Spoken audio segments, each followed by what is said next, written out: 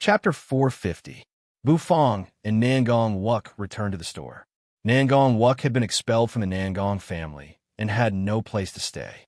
Even his spot in the pill tower was revoked by that old dog, Nangong Xuanhe. Since he couldn't go to the pill tower, Nangong Wuk could only follow Bufong. Let's get ready. The teleportation array will be activated tonight when the two moons intersect. At that time, we will be able to enter the Cloud Sea secret realm. After Nangong Wuk returned to the store, he slumped down on a chair and crossed his legs as he spoke. Bufong calmly looked at him. Only then did Nangong Wuk feel somewhat uncomfortable, so he put his leg down. "Old Bu, are you really going to enter the secret realm?" Nangong Wuk solemnly asked. "It's true," Bufong replied as he pulled out a chair and curled up on it. This was the system's mission, and it was related to the heaven-grade Buddha jumps over the wall soup. Bufong had no choice but to go. Of course, he had to enter for the sake of the Buddha jumps over the wall soup. The mortal-grade Buddha jumps over the wall soup cost 10,000 crystals. However, Bufong wasn't willing to give up. After all, after so many days of business, Bufong discovered that the consumption level of the Heavenly Mist City was much higher than that of the Light Wind Imperial City. He only made 2 servings of the Buddha jumps over the wall soup every day. However, there were still people who wanted to buy it every day. Of course, the main reason was that the taste of the Buddha jumps over the wall soup was too attractive. However, the consumption level of the Heavenly Mist City was also high. In order to increase his cultivation level, Bufong had to research more expensive dishes. The mortal-grade Buddha jumps over the wall soup was no longer enough to satisfy Bufong. His target was the heaven-grade Buddha jumps over the wall soup. He believed that the heaven-grade Buddha jumps over the wall soup would not disappoint him. Sigh. Once you enter the Cloud Sea secret realm, you will be in great danger, Nangong Wuk sighed. You should be in even more danger than me, Bufong earnestly said as he looked at Nangong Wuk. Nangong Wuk was stunned. Bufong was right. There were many people in Heavenly Mist City who wanted to kill him. Putting aside that old dog Nangong Xuanhe, even the Lin and Zhang families. Even though they had helped him so much previously, once he entered the secret realm, they would definitely kill him ruthlessly. After all, compared to that old dog Nangong Xuanhe, Nangong Wuk's talent was much more terrifying. Once it was allowed to grow, it would become a nightmare for the Lin and Zhang families. Moreover, this was the best opportunity to get rid of Nangong Wuk. If they missed this opportunity, they would have to think twice before they wanted to kill him again. Nangong Wuk felt that what he had said was pointless. Old Bu's insight was much more thorough than his. Suddenly, he seemed to have thought of something, and his eyes lit up. He looked at Bufong and said, "Old Bu, do you still have the ramen you made last time? That ramen can actually increase my fighting strength. It's simply incredible. It's even more effective than the one-mark spirit pill I refined. Moreover, it didn't have any side effects." He recalled the bowl of ramen. Although the ramen was extremely spicy, after eating the ramen, his fighting strength increased sharply. This was a fact. Most importantly, it didn't have any side effects. If swollen lips were considered a side effect, then Nangong Wuk would be willing to suffer from it every day. This time there's something good. You stay outside, I'll go, and make some new dishes to prepare for entering the secret realm. Bufong glanced at Nangong Wuk, turned around, and walked toward the kitchen. In just a short while, he disappeared. New dishes? Nangong Wuk's eyes lit up, and he was extremely excited. Vigorous beef meatball, utility dish. After using it, it can increase the consumer's physical strength by 3 times and his explosive strength by 3 times. It can be used to set up a gourmet array. It can be eaten together with the Rampage ramen. Eating it alone will not have any side effects, but eating it together will make the consumer weak for 6 hours. In front of the stove, Bufong stood quietly. In his mind, he was thinking about the new utility dish, the vigorous beef meatball. At this moment, Bufong really wanted to complain about the system's trashy naming ability. Vigorous beef meatball. Just hearing the name made people lose their appetite. Vigorous beef meatball. It was such a coquettish name. The cooking method of the vigorous beef meatball wasn't that difficult, and it was similar to ordinary meatballs. The only difference was the choice of ingredients. This time, the ingredients were provided by the system. It saved him a lot of trouble. Taking out the golden dragon bone kitchen knife, Bufong thought about how to use the Overlord 13 blades. In fact, if he wanted to use the Overlord 13 blades, he must practice the meteor knife technique to its peak. Only when the meteor knife technique reached its peak would he be able to comprehend the Overlord 13 blades. This was because the Overlord 13 blades wasn't just an ordinary knife technique. It was a knife technique that paid particular attention to aura. What was aura? Bufong didn't really understand it, and he needed to comprehend it by himself. Every expert had their own imposing manner, and everyone's imposing manner was slightly different. This aura was different from pressure. The so-called pressure was a kind of pressure that came from using true energy. This kind of pressure had an absolute effect on people with low cultivation. However, for people with high cultivation, it was useless. However, aura was different. If a person had aura, his spirit, energy, and spirit would be different. Why were swordsmen called swordsmen? It was because every one of them learned aura, and every one of them was an expert in using aura. Sword intent was also a kind of aura, and it belonged to swordsmen. Once a swordsman condensed sword intent, there would be a kind of sharp and indomitable feeling. This kind of feeling would make people feel that it was extremely sharp. What Bufong wanted to condense was the aura of the Overlord 13 blades. It was a very difficult process. He pulled Xiaopi off his shoulder and placed her on the stove. Bufong held the golden dragon bone kitchen knife, narrowed his eyes, and stared at Xiaopi. Xiaopi, I'm going to use aura. Don't be afraid. If you're afraid, you can jump back to my shoulder, Bufong said seriously. His tone wasn't small. Xiaopi snorted, waving his sickle claw. It seemed to be very excited. Overlord 13 blades, Overlord's aura, the first blade. The golden dragon bone kitchen knife spun rapidly in Bufong's hand, creating many dazzling knife lights. Ordinary people would be dazzled if they stared at it. Pow! After displaying the extremely cool knife skills for a while, Bufong stopped the knife lights and grabbed the knife handle. Xiaopi lay on the table, raising his upper body. He blinked his compound eyes, and his sickle claw slightly moved, showing that his heart wasn't affected at all. What? Bufong narrowed his eyes. The effect was too weak? Then let's do it again. Xiaopi, you're scared. King Qian, don't force yourself. Swish, swish, swish. Firmly holding the knife handle, Bufong felt that he should be very cool at this moment. His knife skills had almost reached the acme of perfection, and the kitchen knife seemed to have fused with his body. Bufong's moves were like stormy waves. Xiaopi watched calmly. He waved his sickle claw, showing that his heart wasn't affected at all. Bufong put away his kitchen knife, expressionlessly glancing at Xiaopi, who didn't give him any face. He pulled the latter back to his shoulder, then started to process the beef and make the vigorous beef meatballs. The Overlord's aura. He could take it slow. Rumble, waves of heat rolled out from the black turtle constellation walk. After the cold, heavenly mountain spirit spring water was boiled, it released a sweet and cold smell that made Bufong a little addicted. Bufong poured the freshly made beef meatballs into the wok. Thump, thump, thump, thump. The beef meatballs entered the wok, rolling along with the waves. In just a short while, the bright red color turned into the tender color of meat. In just a short while, a pure meaty aroma filled the air. It was the unique aroma of beef. Bufong really enjoyed this aroma. Bufong scooped out bowls of beef meatballs from the wok. These meatballs seemed to have come to life, and their surfaces seemed to be flickering with radiance. They were extremely dazzling. Spirit, energy, and aroma floated around the surface of the beef meatballs. They didn't add any ingredients, and they were just the original beef meatballs. Bufong looked at them and slightly nodded his head. Don't look down on these meatballs, which seemed a little ordinary. Only Bufong himself knew how much effort he had put into it.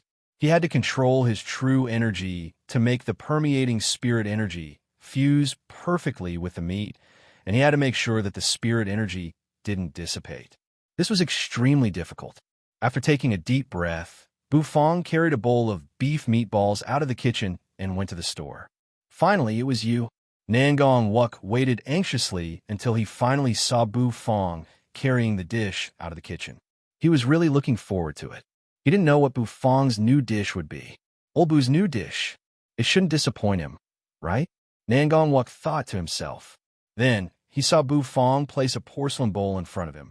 Within the porcelain bowl were beef meatballs that were overflowing with radiance and spirit energy. However, although the meatballs were beautiful, weren't they just F*King meatballs? Could they even be considered a dish? Chapter 451.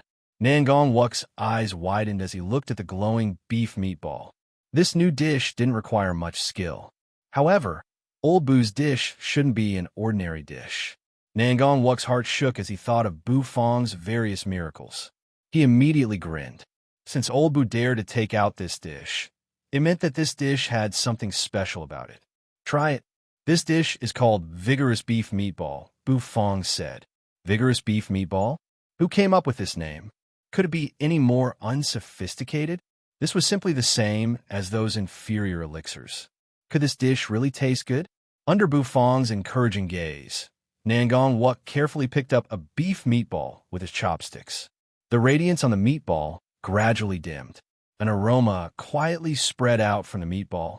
It wasn't thick, but it was like a strand of silk. It was as if one was dreaming about it. It's actually quite fragrant, Nangong Wuk muttered. Then he casually threw the entire meatball into his mouth, just like how he usually ate elixirs. Nangong Wuk's eyes widened as he stuffed a vigorous beef meatball into his mouth. How's the taste? Bu Fong curiously asked. You're a chef, yet you're asking me how it tastes? Nangong Wuk was dumbfounded. What did Old Bu mean? Nangong Wuk looked at Bu Fong with a strange gaze. Why did he feel that Bu Fong was so unreliable? Slurp. Nangong Wuk fiercely bit down, and the vigorous beef meatball was instantly crushed. A rich fragrance permeated the air, and a stream of scalding water spurted out from Nangong Wuk's mouth. What the hell? Nangong Wuk was startled, and his heart trembled. However, the taste of this meatball was really not bad. The feeling of the water splashing around made Nangong Wuk excited. He was actually excited to eat a dish. As expected of Old Bu, any dish in his hands was like a flower. Munch munch. Nangong Wuk quickly chewed, nodding his head as he chewed. The taste is really not bad. Old Bu's products are definitely of the highest quality. Nangong Wuk didn't boast, nor diss as he praised Old Bu. Don't be anxious. Use your heart to feel the changes in your body. Bu Fong's mouth twitched as he said. Nangong Wuk was taken aback. His body's transformation? After a short while, Nangong Wuk's hair stood on end, and his eyes widened. He felt a warm current flowing from his lower abdomen to his surroundings. It was as if his entire body was wrapped in a warm liquid. That feeling made him feel very strange. What's going on? Nangong Wuk was surprised. This was because he discovered that after eating the meatball, his muscles seemed to swell up. The heat flowed into his limbs and bones, causing his entire body to become a little more majestic. Cha! Old Bu's meatballs had the effect of changing one's figure? Why was he researching this kind of meatball? Nangong Wuk was startled. As Nangong Wuk recalled the pink room in his mind, he suddenly shuddered. The warm current in his body became more and more intense, and he felt his physical strength becoming more and more powerful. It was as if he could crush everything with a light pinch. This illusion made Nangong Wuk somewhat dazed. His fists smashed out, and the air suddenly crackled from the impact. His physical strength was actually about 3 times stronger than before. Was this the effect of the meatball? Nangong Wuk was pleasantly surprised, and he looked at Bu Fong with a gaze filled with surprise. He didn't expect that this unassuming meatball could actually increase one's physical strength. It was simply inconceivable. Wasn't physical strength something that could only be obtained through hard work and cultivation? This surging feeling of power made Nangong Wuk somewhat intoxicated. Bu Fong nodded his head in satisfaction. This time, he actually succeeded in making the vigorous beef meatball on his first try, which saved him a lot of trouble. He also picked up a meatball and put it into his mouth. When he bit down, the juice splashed out and the aroma filled the air. After chewing for a while, and swallowing it, Bufong slightly narrowed his eyes. He felt his whole body's strength suddenly surge. It was indeed effective. Bufong was pleasantly surprised. Then, he put away the bowl of meatballs. This was the preparation for entering the secret realm. With the rampage ramen and the vigorous beef meatball, the two of them would become even more powerful. Nangong Wuk's heart was suddenly filled with excitement. He excitedly went to prepare for entering the secret realm. He suddenly looked forward to entering the secret realm. By relying on the vigorous beef meatball and the rampage ramen, he might be able to kill that old dog, Nangong Xuanhe. When Nangong Wuk thought about killing that old dog, he was so excited that he couldn't sleep. After preparing for half a day, Nangong Wuk and Bufong went out of the house. Xiaobai's purple eyes flickered as he followed Bufong. Xiaopi lay lazily on Bufong's shoulder and continued to sleep. When Bufong and Nangong Wuk arrived at the bronze building of the Nangong family, many people had already gathered in front of the teleportation array at the top of the building. This was the teleportation array that would send them into the Cloud Sea secret realm. This teleportation array was controlled by the Nangong family. However, because the Nangong family was still relatively weak, facing pressure from all sides, they had no choice but to share the mystic realm. If a family wanted to swallow a mystic realm, it was still too difficult. Bufong and Nangong Wuk casually stepped into the building. The floor was bustling with noise and excitement. Almost everyone who had obtained a spot to enter the secret realm had come. Many people recognized Bufong and Nangong Wuk. These two people were the most influential people in the world, especially Bufong. A ninth-grade supreme martial artist actually dared to fight with divine body realm experts for this opportunity. Him entering the mystic realm was a complete waste of the quota. No one knew what Nangong Wuk was thinking. He actually wasted such an important quota. A gaze filled with killing intent locked onto Bufong and Nangong Wuk, causing the two of them to feel slightly baffled. Turning their heads around, they discovered Nangong Xuanhe, who was standing in the distance. Nangong Xuanhe's face was gloomy and the muscles on the corners of his mouth were twitching. It seemed like he was extremely angry. Bufong directly ignored him. As for Nangong Wuk, he grinned and pointed his middle finger at Nangong Xuanhe. The teleportation array quickly flickered with light. A rumbling sound came from the roof of the Nangong family's building. The bronze screen was slowly opened and revealed the boundless sky. Two crescent moons were in the sky. They were slowly approaching each other, and it seemed like they would soon fuse together. Everyone was waiting for the right moment. They were all staring at the two crescent moons in the sky. The two crescent moons gradually fused together. Everyone couldn't help but breathe heavily. The fluctuations coming from the teleportation array became more and more obvious and intense. A rumbling sound resounded. A beam of light fell from the two crescent moons and shone on the center of the array. The light immediately overflowed. The array shook intensely, and the air above it started to distort. Everyone held their breaths as they stared at the void. A tearing sound echoed. It was as if a curtain had been torn apart. A huge crack appeared in the sky. That crack emitted a white radiance, and the fluctuations coming from it were extremely intense. That crack was huge, and it wasn't any smaller than the Nangong family's building. It seemed like the entire heavenly mist city could see that crack, and it gave rise to many cries of alarm. When the fluctuation stabilized, someone couldn't sit still anymore. With a loud boom, Zhang Xian Jinshi gushed out, and he shot toward the rift. It seemed like this was the beginning, and the others started to clamor. Their gazes were filled with greed and fervor as they soared into the sky and entered the secret realm. Two experts from the ancient Shura city, who were wrapped in blood-red robes, emitted an overflowing blood energy as they soared into the sky and entered the crack. Their eyes were filled with fervor and excitement. Shura Tower, I, Misha, am coming. Nangong Xuanhe tapped the ground with his feet, and his body slowly floated into the sky. Don't let me see the two of you in the secret realm.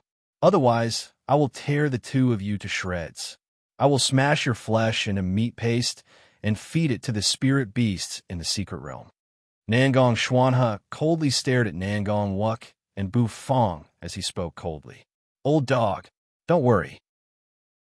When I enter the secret realm, the first person I will look for is you. I will tear you to shreds, but I won't feed you to the spirit beasts because they are innocent and I don't want your flesh to disgust them." Nangong Wuk retorted without any fear. "You have a sharp tongue. Just you wait. You won't come out of the secret realm alive." Nangong Shwana sneered. White flames surged out of his body and engulfed him as if he was a man made of fire. He quickly entered the crack. Nangong Wuk clenched his fists and gritted his teeth. His eyes were filled with killing intent. That white flame was his heaven and earth obsidian flame. This old dog. Damn it. After calming down, Nangong Wuk and Bufong prepared to enter the crack. A figure carrying a pitch-black bronze chest looked at Bufong, who was standing behind Xiaobai. His gaze was so profound that it made Bufong shudder. "What an interesting puppet. I hope to meet you in the secret realm," the puppet sex expert said calmly. After he finished speaking, he carried the bronze chest and stepped into the crack. The Grand Baron sex experts and the Wind and Thunder Pavilions experts. The puppet sect, Heavenly Pill City, Heavenly Shine City, and many other experts entered the secret realm. Nangong Wuk and Bufong glanced at each other before they also entered the crack. The radiance was extremely dazzling. As soon as they entered the crack, they felt an intense impact. They couldn't see anything in front of them, as it was just a vast expanse of whiteness. After traveling for a long time, they finally felt a shadow. Bufong felt as if he was wandering in a vast expanse of whiteness, and he didn't know where he was going. After a long time, a loud rumbling sound echoed. Bufong's body rushed out of the shackles that bound him. A monstrous wave fell from the sky and smashed into Bufong's body. Bufong didn't even have time to react before he was sent flying. Xiaopi, who was on Bufong's shoulder, wasn't able to keep his balance, and he was sent flying in the air. With a splash, Bufong fell into the water. After spitting out a few bubbles, Bufong came out of the water. A dense spiritual energy pervaded the air, causing Bufong's pores to slightly open up. This was the Cloud Sea secret realm. Bang! Bang! Water splashed everywhere as Bufong crawled out of the water. As soon as he stepped on the surface of the water, his surroundings exploded. A giant shadow rushed out of the water. It emitted a monstrous fishy smell and roars as it pounced toward Bufong. Chapter 452. The sound of water splashing resounded as a tall and mighty black figure appeared. Its snorting sound was deafening. It was a giant tiger-headed fish. Its head was like that of a berserk spirit tiger, and it was filled with a tyrannical aura. Its scarlet eyes stared fixedly at Bufong. It opened its sinister mouth, and a fishy stench flowed out of its sharp teeth. Bufong stood on the surface of the water and raised his head. He saw the giant tiger-headed fish, and a fishy stench assaulted his nostrils. Is it a supreme beast? Bufong was slightly surprised. He didn't expect that he would encounter a supreme beast that wanted to attack him the moment he entered the secret realm. Moreover, this supreme beast seemed to be extremely ferocious. Roar! The tiger-headed fish actually let out a roar that caused the entire forest to tremble. Then the tiger-headed fish fiercely bit down on Bufong. It wanted to bite Bufong into pieces. Green smoke curled up, and the black turtle constellation Wok appeared in Bufong's hand. Bufong slightly furrowed his brows as he held the black turtle constellation Wok with one hand. A loud bang resounded. The black turtle constellation Wok ruthlessly smashed onto the tiger-headed fish's head. The surface of the water fluctuated intensely, and waves soared into the sky. The tiger-headed fish was sent flying, and its blood splattered everywhere. The tiger-headed fish was somewhat dumbfounded. With a splash, it fell into the water. It roared and once again charged toward Bufong. However, the black turtle constellation Wok smashed down once again and sent it flying. After being smashed several times, the tiger-headed fish flipped its belly and floated on the surface of the water. It didn't want to live anymore. Bufong's true energy covered the sole of his feet as he slowly strode forward. He grabbed the tiger-headed fish's tail and walked toward the shore. In just a short while, he had reached the shore. The waves slapped against the shore and emitted splashing sounds. The huge body of the tiger-headed fish was thrown onto the shore by Bufong. Bufong circled around the tiger-headed fish and sized it up. This fish was very big and had a lot of meat. Bufong found the best spot and used the dragon bone kitchen knife to cut off a big piece of meat. In the past, a supreme beast was still a threat to Bufong. However, as Bufong stepped into the supreme being realm, the might of the black turtle constellation walk became even more terrifying. It became much easier to deal with supreme beasts. Once again, Bufong took out the black turtle constellation walk and spat out a mouthful of 10,000 bestial flames. Bufong sat down cross-legged and began to cook the tiger head meat. The soup in the wok bubbled as steam filled the air. In a short while, the fish soup was cooked and its aroma filled the air. This tiger head meat was called fish meat, but it was a little different. It was not fish meat, but it had the fishy smell of fish meat. The texture was a little strange. After cooking for a while, Bufong began to gorge himself. It was unknown when Xiao Bai appeared behind Bufong, but his purple eyes flickered. Nangong Wuk felt as though his luck had run out in Bufong's store. He was separated from Bufong during the teleportation and was teleported to a separate region. In this region, he met several familiar faces. Nangong Xuanhe looked at Nangong Wuk in a daze. However, he quickly came back to his senses. He never expected that Nangong Wuk would be teleported to the region he was in. Nangong Xuanhe was both excited and amused. Even the heavens don't want to help you. Nangong Xuanhe laughed.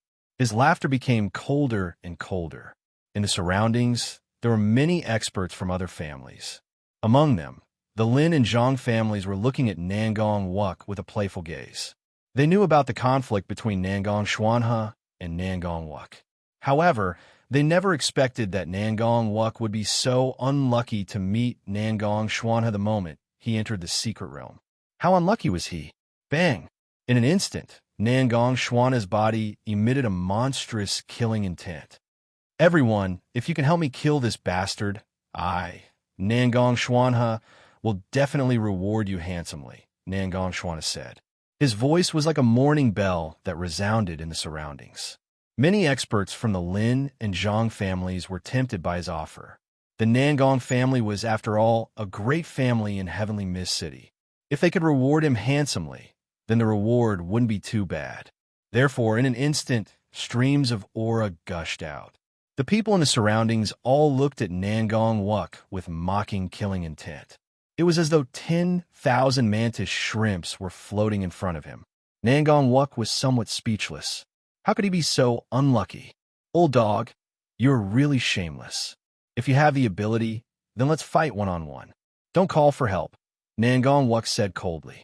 Nangong Wuk's gaze was like lightning, and his aura was majestic. His whole body seemed like an unsheathed sword, which was incomparably sharp.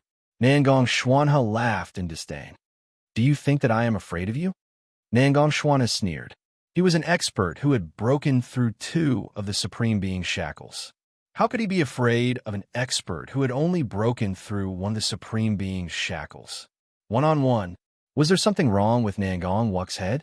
Although the people in the surroundings felt that it was a pity, they were still somewhat excited. Being able to witness a life and death battle right after entering the city was naturally very attractive. Russell, the 2 chains behind Nangong Xuanhe swayed unceasingly as they collided with each other, emitting sounds. Nangong Wuk let out a long breath, and his gaze became grave. True energy surged out of his body. In the next instant, the tip of his foot stomped on the ground. They were currently on a small island, and this island was extremely small. When Nangong Wuk stomped his foot, the entire island seemed to tremble. In the next instant, everyone's eyes widened in disbelief. In their eyes, Nangong Wuk's figure, which was supposed to be shooting out, suddenly turned around and fled into the distance. It was as though a thunderous explosion had been heard. He fled? Nangong Wuk, where's your face?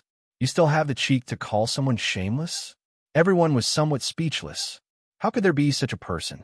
At first, he acted so righteously as though he wanted to fight Nangong Xuanhe to the death, but in the next instant he turned around and fled. Looking at Nangong Wuk, who was about to disappear, Nangong Xuanhe let out a long roar in anger. "Little bastard, where are you going? If I don't leave, do you think I'm a fool?" Nangong Wuk cursed inwardly. He felt somewhat annoyed. Why did he encounter Nangong Xuanhe the moment he entered the secret realm? Even if he had a heaven and earth obsidian flame, he might not be able to defeat Nangong Xuanhe. Now that his heaven and earth obsidian flame had been taken away by Nangong Xuanhe, it was even more impossible for him to defeat him. Many experts from the Lin and Zhang families became interested, and they all chased after Nangong Wuk and Nangong Xuanhe. For a moment, an interesting scene appeared on the small island. A large group of people were chasing after a person. The Cloud Sea secret realm was actually made up of many small islands. Every small island had many terrifying spirit beasts and worldly treasures. This was something that needed to be explored by people. Bang, bang, bang. After exchanging several blows with Nangong Xuanhe, how could Nangong Wuk be a match for him? He felt as though his entire body was about to be torn apart. He lowered his head and gave up on the small island. Instead, he revolved his true energy and charged into the boundless sea. These small islands were surrounded by a dense sea. Nangong Xuanhe chased after Nangong Wuk for tens of miles before he stopped. He let Nangong Wuk, who had turned into a bloody figure, escape. Nangong Wuk coldly snorted and turned around to return to the small island. This wasn't his first time coming here, so he knew how terrifying the vast sea was. Every small island had a spirit boat, and those spirit boats were hidden somewhere on the small island. If they wanted to explore the secret realm, they would have to find those spirit boats. If they rashly charged into the sea, they would be quickly devoured by the boundless sea. This was the experience of his predecessors, and Nangong Xuanhe was very clear about it. Although he wanted to kill Nangong Wuk, he wouldn't choose to throw his life away. A figure drenched in blood streaked across the sky. Nangong Wuk took out a jade bottle and poured the elixirs within it into his mouth. Clutching his chest, he stepped on the waves and continued forward. As his blood dripped into the sea, the dark blue sea surged and swallowed it in an instant. Nangong Wuk gasped for breath as though he was a pair of bellows. His body emitted a burning smell, and a trace of sorrow welled up in his heart. The flame that was burning his body was the heaven and earth obsidian flame, the 9 Hell King flame, which used to belong to him. An indescribable sorrow welled up in his heart, and he coughed out blood once again. His vision became hazy, and he didn't know how long he had been running. Waves surged up to the sky. Nangong Wuk felt that his true energy was depleting rapidly, and the seawater seemed to be unceasingly draining his true energy. Nangong Wuk felt a sense of crisis in his heart. He knew that if he didn't find an island soon, he would soon die in the sea. He would sink to the bottom of the sea and turn into a pile of bones. How F*** King Unlucky. He entered the secret realm and didn't do anything. Was he going to die? Nangong Wuk's vision became hazy, and he suddenly sensed something. In his hazy vision, he saw a pitch-black spirit boat slowly moving toward him. As the spirit boat moved forward, the seawater on both sides of the boat was pushed aside. Nangong Wuk felt as though he was grasping at a life-saving straw. He lowered his head and fell toward the pitch-black spirit boat. With a bang, he fell on the deck of the boat and fainted. Bufong held the tiger head fish in one hand and gnawed on it. He used his other hand to push a brown spirit boat that he found on an island into the sea. Bufong stepped on the ground with the tip of his foot and collected a precious piece of meat from the tiger head fish. Then, he took a bite of the fish and flew into the brown spirit boat. His true energy surged, and the spirit boat immediately sped forward. Numerous words were engraved on the walls of the spirit boat, and it seemed as though they were introducing the Cloud Sea secret realm. Bufong ate the steaming hot fish as he read the words. Soon, his eyes couldn't help but widen. Chapter 453. There weren't many words written on the spirit boat. It was mainly introducing the Cloud Sea secret realm. However, some of the information caught Bufang's attention. After all, Bufang came to the Cloud Sea secret realm to search for ingredients that could be used to cook the heaven-grade Buddha jumps over the wall soup. It was also to complete the system's temporary task, which was to find the 10th grade bone metamorphosing dragon grass. There was no need to mention the value of a 10th grade spirit herb. Moreover, the bone metamorphosing dragon grass was an extremely precious 10th grade spirit herb. Originally, Bufang didn't have any clues. He didn't expect that he would be separated from Nangong Wuk after entering the secret realm. However, with the information on the spirit boat, everything became easier. The spirit boat said that if he rowed the spirit boat, he would gradually reach the depths of the Cloud Sea secret realm. He would pass by many islands. There were many islands in the Cloud Sea secret realm. Some of them were dead islands, while some of them were filled with precious spirit herbs and cooking ingredients. This was the magical part of the Cloud Sea secret realm. It was also the reason why the Cloud Sea secret realm attracted so many people. There was an island recorded on the spirit boat. It wasn't an exaggeration to call it an herb garden. The island was filled with spirit herbs. In the boundless sea, the spirit boat slowly floated. Waves of energy were constantly emitted from the back of the boat. It was unknown who made this spirit boat and left it on the island. There was a magic array carved on it.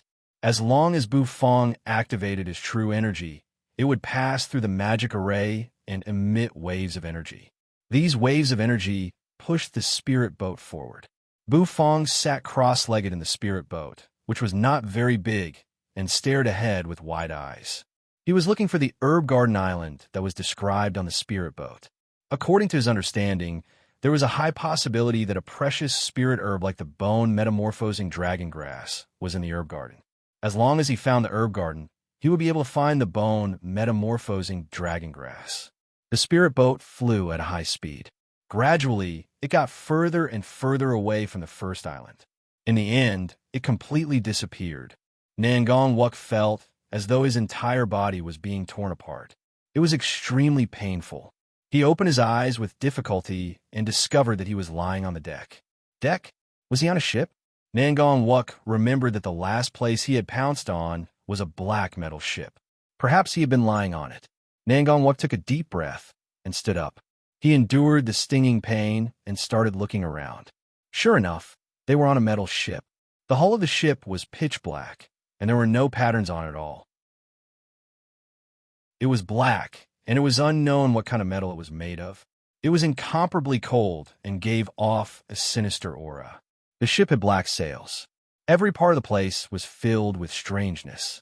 Nangong Wuk slowly walked forward, squinting his eyes as he wandered around the metal ship. He needed to know what the ship was used for and where it led to. Whoosh! The sound of the seawater hitting the walls of the metal ship was deafening, but the entire ship was still extremely stable. Nangong Wuk felt as if he was walking on flat ground. He found an entrance to the cabin of the ship. The entrance was dark, and a gust of cold wind blew past. It was deep and serene, making one's heart palpitate. Nangong Wuk braced himself and went inside. He didn't know why, but he was suddenly interested in this ship. Once he entered the cabin, it was still pitch black, and he couldn't see anything clearly. This ship was extremely huge, and it was much bigger than an ordinary spirit ship. It was like a small mountain moving slowly on the sea. It was oppressive and heavy. He raised his palm, and a wisp of alchemic fire appeared, illuminating the surroundings. However, when it was illuminated, Nangong Wuk's heart shuddered. He discovered that both sides of the cabin were filled with corpses. These corpses were probably quite old, and their clothes had all turned to dust. Why were there so many corpses in this cabin? Nangong Wuk felt his hair stand on end. He carefully looked around, feeling a little uneasy in his heart.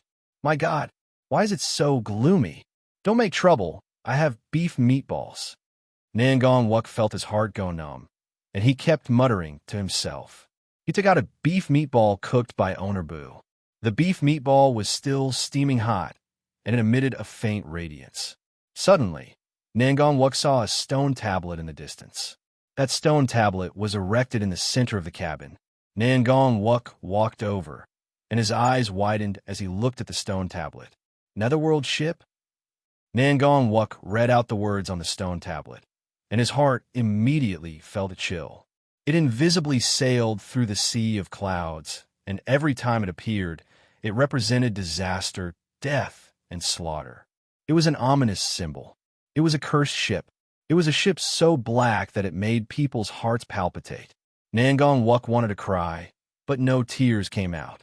It seemed that he was really unlucky. He thought that he had escaped with his life, but he unexpectedly encountered the Netherworld ship, which was rarely seen in 100 years. Rumble. Just when Nangong Wuk was full of regret, the cabin's door was suddenly closed. With a loud bang, it was sealed and the sound was deafening. Nangong Wuk was startled, and he quickly wanted to leave the cabin. However, he quickly realized that there was no way out. In the darkness, there seemed to be a song quietly drifting over, and it caused people's hair to stand on end. Above the sea of clouds, a fog appeared.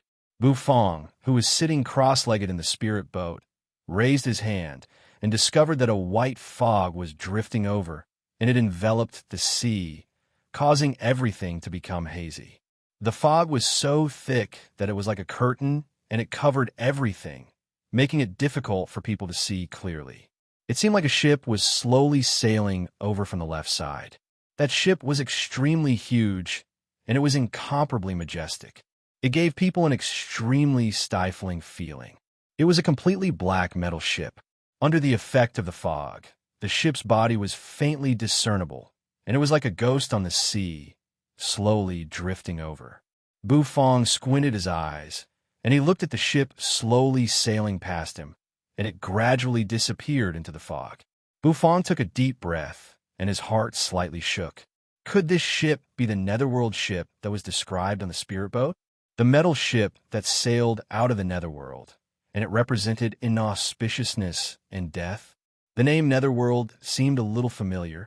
Bufong furrowed his brows, but he couldn't recall it at the moment. Looking at the back of the metal ship disappearing, Bufong felt that something was a little strange.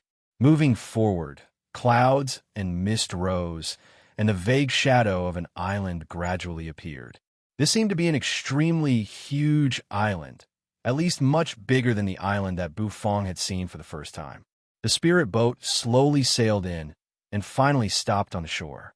Bufong wanted to put the spirit boat into the system's dimensional bag, but he found that he couldn't do it. Thus, Bufong could only pull the spirit boat ashore, and he stopped on the shore. Then, he walked towards the middle of the island.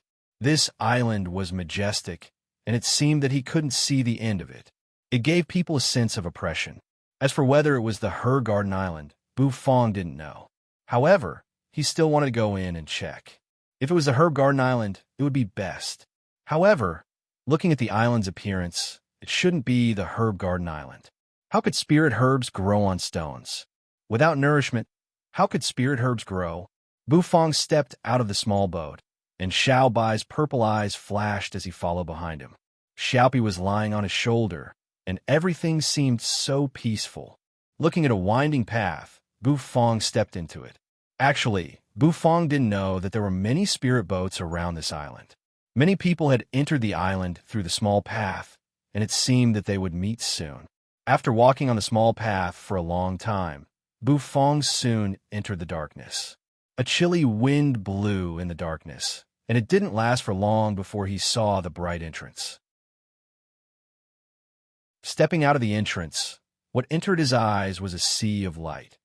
When Bufong saw the scene in front of him, his eyes shrank, and he sucked in a breath of cold air, because what appeared in front of him was none other than a spirit beast that Bufong was somewhat familiar with. They were the crystal beasts that he had encountered in the crystal mine in the illusory spirit swamp. However, the crystal beasts in front of him were even more terrifying and gigantic than the ones he had encountered in the past. The pressure they emitted made one's heart tremble. 1, 2, 3. There were actually 3 crystal beasts that emitted powerful auras. Moreover, there were also many crystal beasts that emitted weak auras around them. This was a huge concave space. When Bufong saw the crystal beast, he suddenly realized something. It turned out that this island was actually hiding a huge crystal mine. In the center of the island, which was guarded by 3 crystal beasts that were as big as small mountains, were 3 purple crystal sources that emitted a dazzling radiance. Those 3 crystal sources were extremely alluring, and they attracted everyone's attention. Boom! Boom! What a big crystal source! There must be precious treasures within it. Those crystal sources are mine. All of you die. The essence energy here is so dense. Those crystal sources will surely contain peerless treasures. Waves of excited roars resounded. Deafening noises resounded. That gave Buffon pause. At the same time, many figures rushed out of the entrances around him. The auras of these figures were extremely powerful and terrifying. A dense pressure of heaven and earth spread out. He didn't expect that there would be so many divine realm experts in the surroundings. The pressure of heaven and earth spread out. The slumbering crystal beasts also opened their eyes. A scarlet radiance scattered in all directions.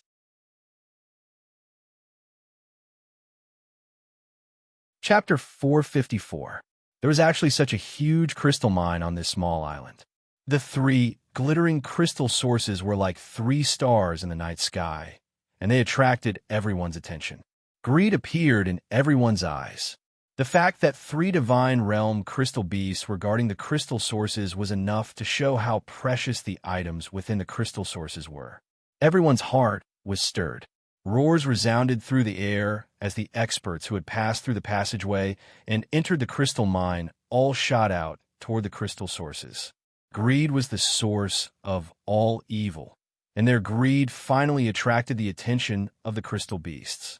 Rays of scarlet radiance engulfed the entire cave. In the next instant, a storm of energy swept through the cave. The crystal beasts were awakened, and they let out deafening roars. Bang! The experts shot out, and so did the crystal beasts. The 2 parties collided in midair, and a terrifying battle ensued. The speed of the crystal beasts was extremely fast, but the experts present weren't weaklings. Every single one of them had reached the divine physique echelon. For a moment, the 2 sides were evenly matched. Buffon sized up the experts present, and he discovered that he didn't recognize any of them. He didn't choose to attack, and he just watched from afar. All of a sudden, Xiaopi, who was on his shoulder, moved. The little fellow seemed like a cat that had smelled blood. It stood up, and its compound eyes rolled around. It waved its sickle-like claws. It seemed like it was extremely excited. What was going on with this little fellow? Buffon was somewhat astonished and puzzled. When he turned his head to take a look, he discovered that the little fellow's body had already dashed out with a whooshing sound. It turned into a golden thread as it flew toward the location of the 3 crystal sources. Buffon's brows twitched. He wanted to stop it, but it was too late. He could only watch as the little fellow disappeared into the crowd. Bang! A crystal beast that was pouncing toward Buffon was smashed into pieces by Xiaobai's slap, and it turned into crystals that scattered all over the ground. Xiaobai's purple eyes flickered as he stood behind Buffon. He wore a suit of armor, and his round belly was exposed. Buzz Xiaopi's figure was like a silk thread moving through the void. His speed was so fast that it was difficult to see him with the naked eye. With a swoosh, Xiaobai appeared in front of a crystal source. Xiaopi's eyes darted around as if it was being summoned by a primal temptation. Xiaopi waved its claws and increased its speed again. He directly drilled into the crystal source, and his body was completely submerged. The surrounding people and crystal beasts were all fighting, so no one noticed this detail at all. However, he didn't notice a little fellow entering the crystal source. They were still fighting in full swing. The fighting strength of the Yuan crystal beasts was rather strong. In just a short while, the cave was filled with a dense stench of blood. The Yuan crystal beasts were also shattered and scattered all over the ground. The battle was extremely fierce, but someone managed to reach the location of the 3 crystal sources and grabbed one of them. The crystal source was very dazzling and eye-catching. After that person put away the crystal sources, he charged toward the exit without looking back. He wanted to escape from this place. The Yuan crystal beasts obviously wouldn't allow him to take away the crystal sources, and they chased after him. The other people also found an opportunity to kill a divine realm Yuan crystal beast and quickly escape from the cave after grabbing a crystal source. A battle broke out in the cave and spread to the entire island. The last crystal source was extremely dim, and its spiritual energy fluctuations were extremely weak. It was obvious that there wasn't anything good inside it. Those experts weren't fools, and they wouldn't risk their lives to snatch a crystal source that didn't contain anything good. Bufong was somewhat astonished, and he couldn't help but squint his eyes as he looked at the empty cave. A strange expression appeared on his face as he looked at the last crystal source. This was because he discovered that Xiaopi's aura was coming from that crystal source. He remembered that Xiaopi had been extracted from a crystal source. There were 3 crystal sources in that large crystal mine, and one of them gave birth to Xiaopi. As for the last one, it seemed like the lazy Blackie had destroyed it. Bufong wasn't clear about what was inside that crystal source. He only knew that Blackie fell into a deep sleep after eating it. It was as if he had eaten something bad. Xiaopi was actually in the same state this time. What exactly was inside that crystal source? Bufong's curiosity was piqued for a moment. Bufong raised his foot and walked toward the crystal source. The surrounding Yuan crystal beasts widened their scarlet eyes as they stared at Bufong. They roared, and a gust of wind surged forth. The black turtle constellation wok appeared in Bufong's hand. He waved it casually, and the black wok became gigantic and smashed down. Those Yuan crystal beasts weren't divine realm spirit beasts, so they were directly smashed into pieces by Bufong's wok. A loud explosion resounded, and the crystal beasts scattered all over the ground. Bufong grabbed the black turtle constellation wok with one hand, and he leisurely walked toward the crystal source. The crystal source didn't reveal anything, and Bufong curiously sized it up. All of a sudden, the crystal source moved, and a small opening appeared on it. A small head popped out of it, and it was Xiaopi. The opening was very small, and when it opened, a myriad of rays of light shot out of it and soared into the sky. A dense spiritual energy pervaded the air, and there was also an extremely rich fragrance. A steaming hot aroma filled the air. A fragrance? Bufong's eyes widened. There was actually a fragrance within the crystal source. Could it be that a delicious dish was hidden within it? The curiosity in Bufong's heart was about to burst through the sky. Xiaopi, who was drunk, crawled out of the crystal source. His body swayed in the air, and he eventually laid down on Bufong's shoulder. He found a comfortable spot and fell into a deep sleep. Bufong lifted the remaining crystal source, and he felt that it was somewhat heavy. He shook it, and the sound of liquid colliding could be heard. It was obvious that Xiaopi hadn't eaten much, and he was much weaker than Blackie. That dog's appetite was terrifying. Bufong squinted his eyes, and the corners of his mouth curled up. He took out a porcelain plate from his system's dimensional storage. He poured out all the liquid within the crystal source. A purplish-black liquid slowly flowed out of the crystal source. It was radiant, and its energy soared into the sky. Gurgle, it was enough to fill a blue and white porcelain bowl. A rich and alluring fragrance wafted out of it, and Bufong couldn't help but approach it to take a whiff. Crystal Source Purple Essence, a 10th grade spirit herb. It's an extremely precious ingredient, and it can help one recover from injuries, increase one's cultivation, and increase the toughness of one's body. It can only be found within the crystal sources of large crystal mines. It can heal mental injuries, and it can help spirit beasts evolve. As Bufong looked at the liquid, the system's introduction resounded in his mind. This is a 10th grade spirit herb.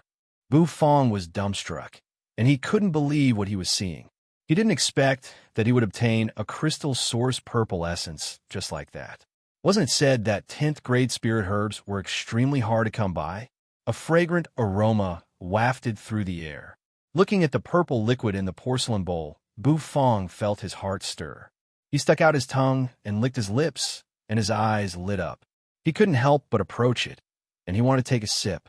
Gurgle.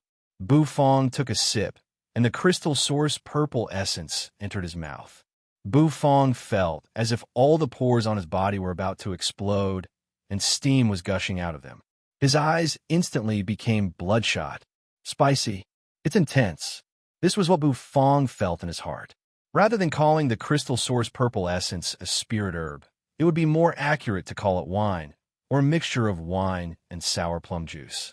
The taste of the crystal source purple essence was extremely similar to that of strong wine, but it also had the sweet and sour taste of sour plum juice.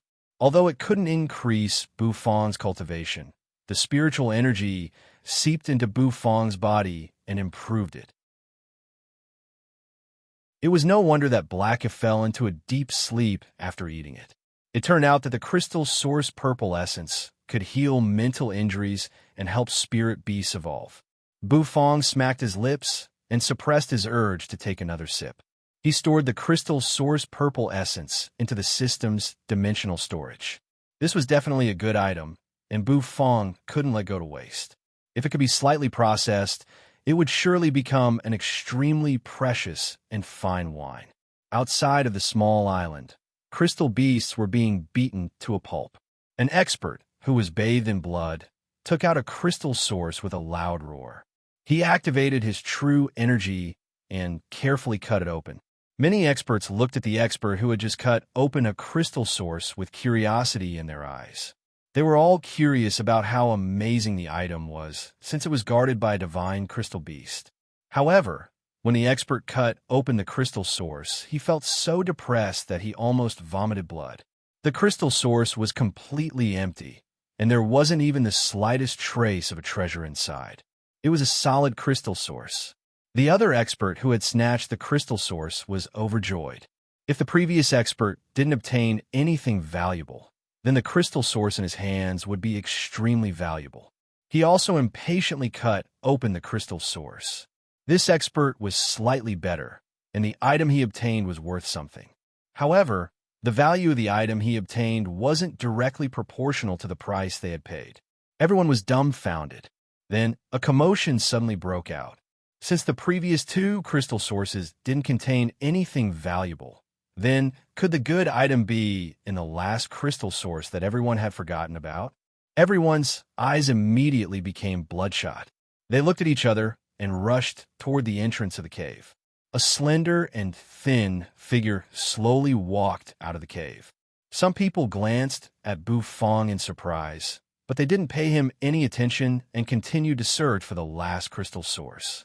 None of them had expected that they would make an error in judgment. The last crystal source was the most important item. Bufong was puzzled as he looked at the experts who rushed past him like wolves and tigers. He was somewhat dumbfounded. Why did they go back? Bufong was startled. However, he was only startled for a moment. He didn't bother with them and walked toward the exit of the island. He pushed the spirit boat, and it immediately entered the water, creating a huge splash. Bufong sat on the spirit boat and activated his true energy, causing the boat to rush forward. Just as Bufong was about to drive the spirit boat and leave the island, the experts who had rushed back into the cave earlier swarmed out again. They saw Bufong and Bufong's small boat from afar. They all shouted at him, "It's that lad. We mustn't let him escape." The third crystal source was taken by that lad. Rumble, rumble.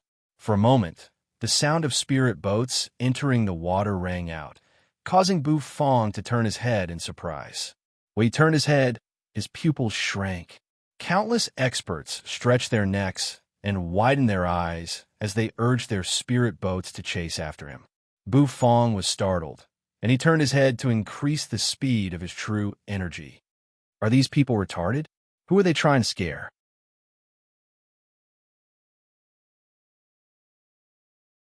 Chapter 455. Bufong didn't expect that the group of people behind him would become so crazy. The spirit boat sped across the surface of the water at a rapid speed, leaving behind towering waves and surging water vapor. The experts glared at Bufong as they chased after him. They were actually somewhat angry out of humiliation. They felt as if they had been slapped in the face by a ninth-grade supreme being, even though there were so many divine realm experts present. This was why they circulated their true energy with all their might in order to obtain the crystal source in Bufang's hand. Even an idiot would know that the crystal source in Bufang's hand was definitely extraordinary. 2 of the 3 crystal sources that were produced in such a huge crystal mine were useless, while the 3rd crystal source contained the essence of the entire mine. Any God Realm expert would be envious of such a thing. Stop right there. Leave behind the crystal source, and I will spare your life. A roar echoed out, accompanied by a surge of true energy. A stream of true energy smashed toward Bufang, and its might was extremely terrifying. Bufang wore a calm expression as he looked at the stream of true energy from the corner of his eye. He circulated his true energy, and the spirit boat quickly sped across the surface of the sea.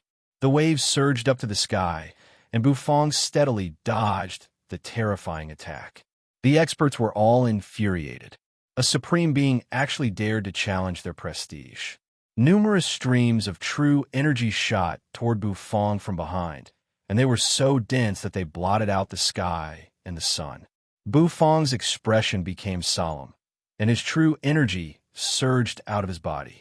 His control over his true energy was extremely fine, and his control over it was also very strong. Under his control, the spirit boat seemed as if it had a life of its own. Boom, boom, boom. Streams of true energy continuously smashed down, but Bufang was able to dodge them all due to his precise control. These attacks smashed into the surrounding water, causing huge explosions. The seawater splashed down, and it seemed as if it was raining cats and dogs. Bufang's body emitted a hazy radiance, which blocked the seawater. For a time, a strange scene appeared on the sea. Numerous spirit boats were chasing after a single spirit boat.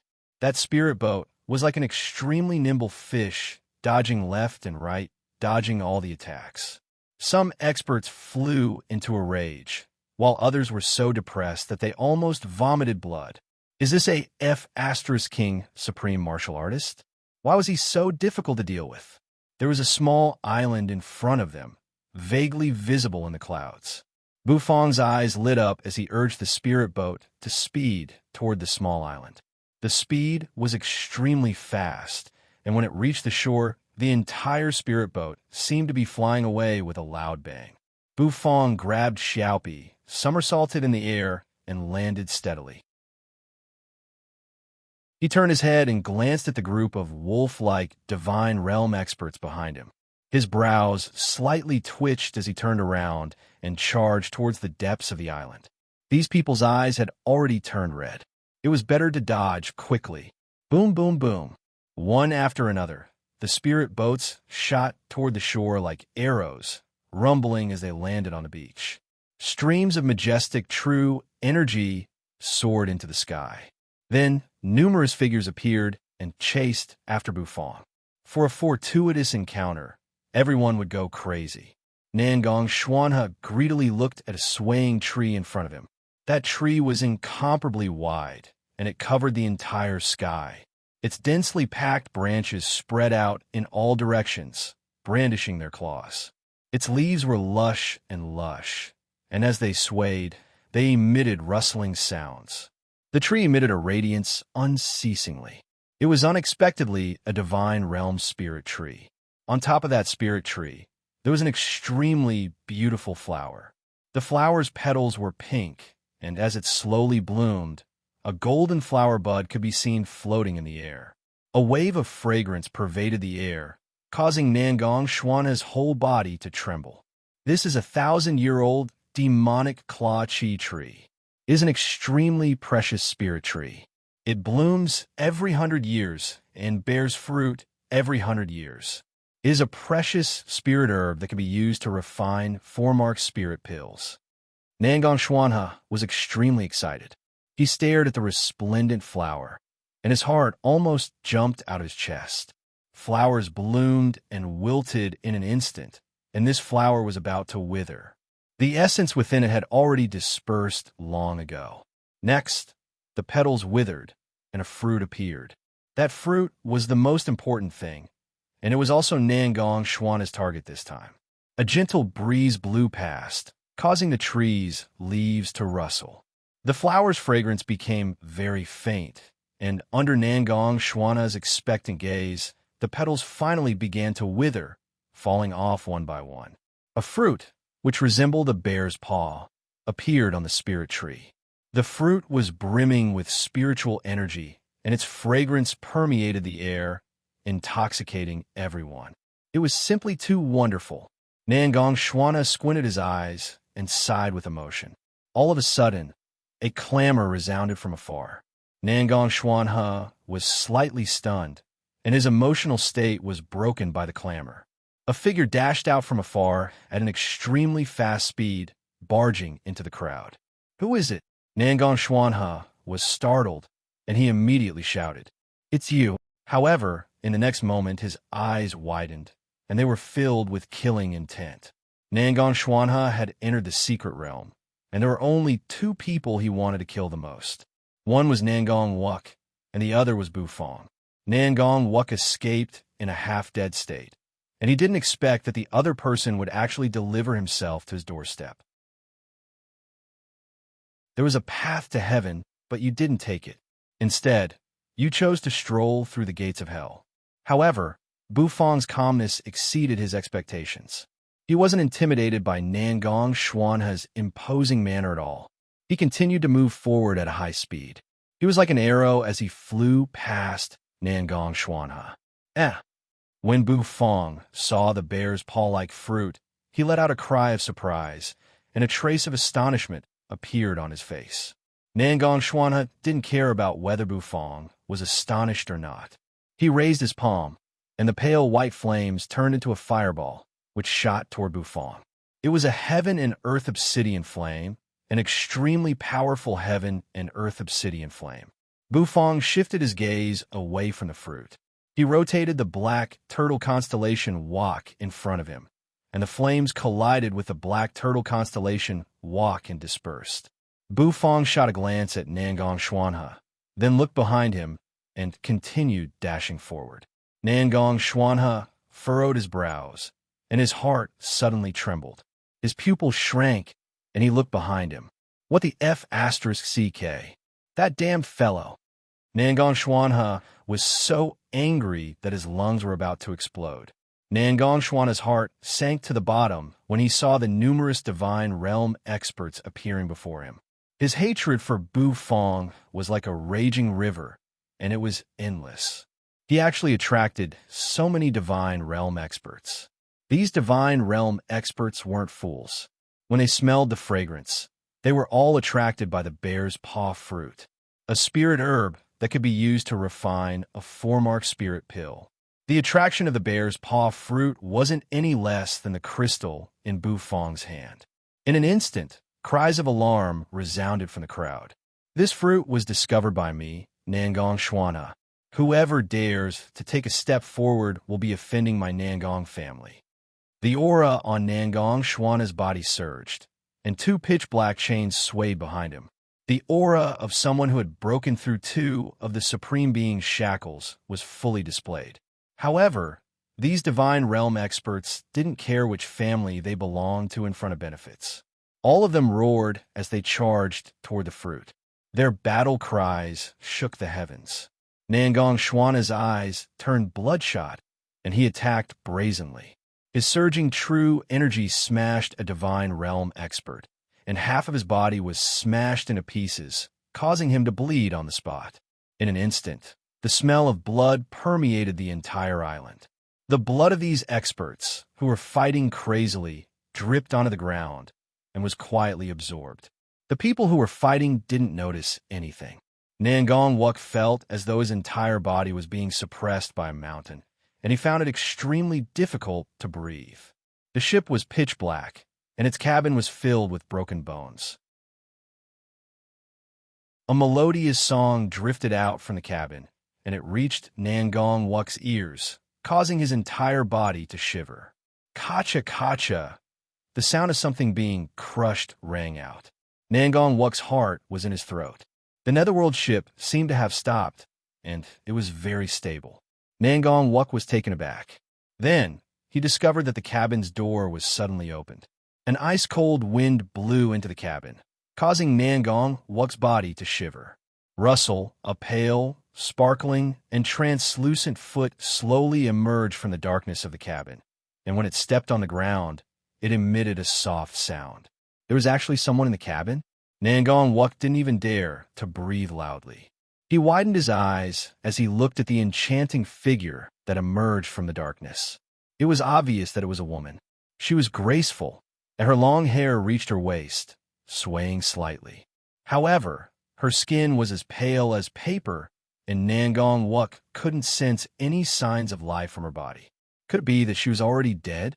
The sparkling foot stepped on the ground, and the graceful figure froze. She stiffly turned her head, and a pair of ice-cold, emotionless eyes fell on Nangong Wuk's body. So terrifying. Nangong Wuk felt as though the blood in his entire body was boiling, and it was about to rush out from under his skin.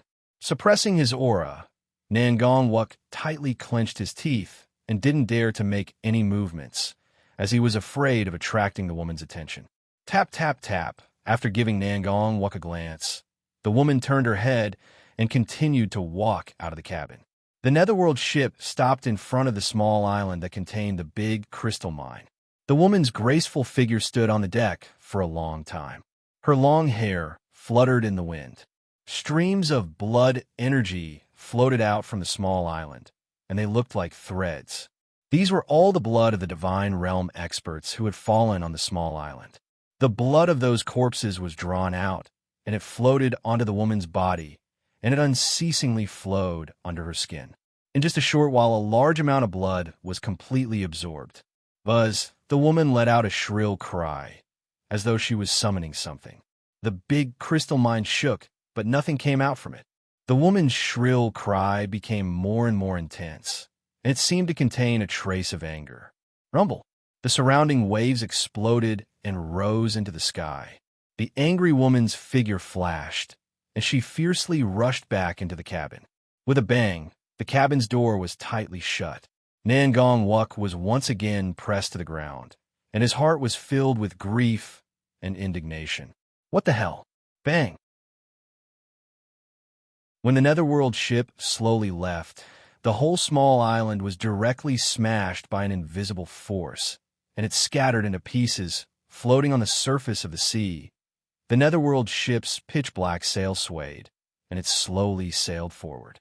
Its direction was the small island where the demonic claw owl tree was growing.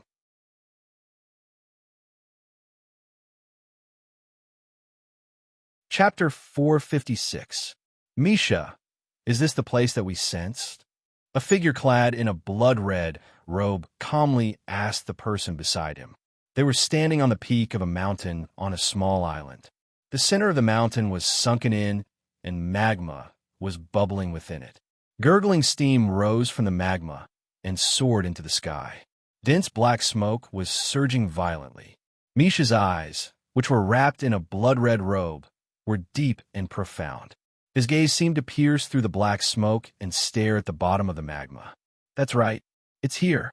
I can already sense the aura of the Shura Tower. Misha's voice was slightly agitated, and his voice was trembling. The person beside him couldn't help but become excited. The Shura Tower. It was the symbol of their ancient Shura city. If it wasn't broken and scattered across the continent, their ancient Shura city would have become extremely powerful. Their ancient Shura city's strength would definitely become very strong, and they might even be able to compete with the terrifying Colossus, the hidden Dragon Royal Court. Without the Shura Tower, the ancient Shura city could only be considered a first-rate faction. It couldn't be called a peak faction, and many experts from the ancient Shura city felt that it was a pity. Many years ago, something happened that greatly damaged the ancient Shura city's vitality. A section of their Shura Tower was stolen by a disciple. To the ancient Shura city, this was an unforgivable humiliation. The reason they came out this time was to find the Shura Tower. Now that there was some progress, how could they not be excited? But there is magma below us. Is it really all right to jump down like this? What is there to be afraid of? I can feel that there's someone trying to control the Shura Tower under the magma. We must be quick. Otherwise, if the Shura Tower is controlled by someone who isn't from our ancient Shura city, it will be our ancient Shura city's nightmare. Misha said. After he finished speaking, he suddenly jumped up. His blood-red robe fluttered, and his whole body fell into the magma. Rumble. True energy surged and covered the surface of Misha's skin. Misha's body fell into the magma and was swallowed by it. The other person let out a sigh and followed after him. Splat. Blood splattered everywhere, and the sky was dyed red. Another Divine Realm expert was killed by Nangang Xuanhe. His chest caved in as he spat out a mouthful of blood and crashed heavily into the ground. Fresh blood flowed out and dripped onto the ground. Nangang Xuanhe's gaze was filled with ruthlessness as he swept his gaze over the experts in the surroundings. These people had merely broken through one of the Supreme Being's shackles, yet they actually dared to covet the demonic claw chi fruit that he found. They were simply courting death. Did they really think that he, Nangang Xuanhe, was a sick cat? Nangang Xuanhe slaughtered everyone in his path. His surging killing intent finally caused the people in his surroundings to be afraid of him. The remaining Divine Realm experts looked at each other and saw the fear in each other's eyes. They were not only afraid of Nangang Xuanhe, they were also afraid of the people around them. Hence, they stopped their actions without batting an eyelid. The spiritual energy and fragrance in the air were getting thicker and thicker, as if they were about to materialize. The fruits on the Devil's Claw Owl tree seemed to be about to fall, as though they were about to ripen and fall. Many people's gazes were filled with greed, and Nangang Xuanhe's eyeballs almost popped out of their sockets. For alchemists like them, it was difficult to refine good elixirs, but it was also extremely difficult to find the ingredients needed to refine good elixirs. It was extremely difficult to find an ingredient that could be used to refine a 4-mark spirit pill. In Heavenly Pill City, this fruit could be auctioned for a sky-high price. It was also difficult to find it in Heavenly Pill City and Heavenly Shine City. After all, truly good natural treasures were extremely rare. Bufong stood in the distance and didn't make a move. He just watched from afar. He was actually somewhat tempted by the demonic claw chi fruit, and it could be said that he was extremely tempted. He needed to cook the heaven-grade Buddha jumps over the wall soup, and he couldn't let go of any Divine Realm ingredient. However, he was too lazy to participate in the chaotic battle just now. At this moment, Nangang Xuanhe seemed to have felt that his intimidation had worked, and his gaze unexpectedly turned to Bufong. He had always wanted to kill Bufong, and this was an extremely rare opportunity. He definitely wouldn't let it go. From the looks of it, the fruit wouldn't ripen in a short period of time. If that was the case, why didn't he seize this opportunity to kill the owner of the store? In an instant, Nangang Xuanhe's aura erupted out of his body. His murderous aura instantly locked onto Bufong's body. Rumble, rumble. The sand and stones on the ground were sent flying, and the entire island seemed to be shaking intensely. Nangang Xuanhe's aura erupted out of his body, and the 2 chains on his back emitted a resounding clanging sound. Bufong furrowed his brows as he looked at Nangang Xuanhe, who was rushing towards him. A cold glint flickered in his eyes. This guy was really courting death. Xiao Bai's eyes flickered with a radiance, and a purple radiance instantly tore through the sky. Buzz, the radiance on Xiao Bai's body became even brighter, and his aura rose steadily. Whitey, who was wearing its armor, took a step forward and charged toward Nangang Xuanhe. Bufong had broken through to the Supreme Being realm. With Xiao Bai's current battle prowess, he could fight against an expert who had broken through 2 of the Supreme Being's shackles. Rumble. A cold glint flickered in Nangang Xuanhe's eyes. He curled his palm, and his true energy soared into the sky as he exchanged a blow with Xiao Bai. The experts in the surroundings wore mocking smiles on their faces. They looked down on Nangang Xuanhe, and they also didn't have a good impression of Bufong, who had attracted them here. If it wasn't for Bufong, they wouldn't have encountered Nangang Xuanhe, and they wouldn't have experienced such a huge battle. Moreover, it seemed like Bufong still had a crystal source in his hand. It was the crystal source that contained the most precious treasure. An intense explosion resounded, and shockwaves spread out in all directions. Nangong Xuanha's pupils shrank, and he sucked in a breath of cold air. His entire body was sent flying in the sky, and he tumbled a few times before landing on the ground. Was that a freaking puppet? It was unexpectedly a puppet that could contend against an expert who had broken through 2 of the Supreme Being's shackles. What kind of monster was that? Could it be that the kid in front of them was one of the puppet sect's higher-ups? Impossible. The puppet sect's members were extremely sinister, and their auras were completely different from this kid's. Moreover, the style of the puppet sect's puppets was completely different from this lump of metal. A magic array flickered on Xiao Bai's body, and the metallic wings on his back suddenly unfurled. The oppressive aura emanating from him caused the expressions of many people to change drastically. This was especially the case for Nangong Xuanha. If that puppet's battle prowess was really that strong, then it might really be able to snatch the demonic claw chi fruit from him. Damn it, I was almost tricked by that kid. Nangong Xuanha was extremely angry, and he felt a lingering fear in his heart. Fortunately, he had discovered that kid's plot in advance. Suddenly, the spiritual energy in the surroundings started to boil, and it seemed like a huge change had occurred. A loud explosion resounded, and the demonic claw chi fruit started to tremble intensely. It emitted a dazzling radiance, and it started to fall to the ground. Everyone's auras surged as they stared at the fruit, and there seemed to be a flame burning in their hearts. Swoosh, swoosh, swoosh. All of them rushed toward the demonic claw chi fruit. There was only one fruit, and everyone wanted to participate in the fight for it. Xiao Bai also joined the fray. Many divine realm experts emitted their true energy and rushed toward the dazzling fruit. This scene was extremely shocking. However, unlike the others, Bufang's heart couldn't help but palpitate. He stood on the small island, and he surveyed the distant sea. The sea seemed to emit an angry roar, and it started to surge. Waves surged up to the sky, and they seemed like dragons. What was going on? The surrounding sea seemed to be restless. It was completely different from the previous tranquility, and it seemed like a terrifying existence was about to emerge from the vast sea. The surrounding people were all immersed in the fight for the demonic claw chi fruit, and they didn't notice the abnormality in the surrounding sea. However, Bufang felt somewhat restless. He couldn't explain why he felt so restless. Suddenly, Bufang's pupils shrank. He narrowed his eyes, and he looked toward the distant sea. There was a huge black ancient ship that was slowly sailing out of the surging waves. The surrounding waves were clamorous and surging, but that ancient ship was incomparably calm. It broke through the waves and slowly moved forward. The pitch-black ancient ship emitted an extremely sinister aura. Wherever it passed, everything became pitch black. The sail swayed slightly and made a rustling sound. Swish! Bufang suddenly felt a little pain on his skin.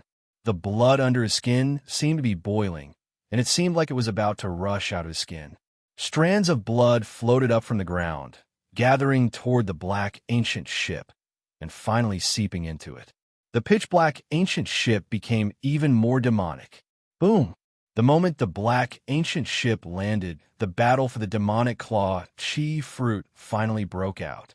Surging true energy shot up into the sky like a tornado, sweeping the entire sky.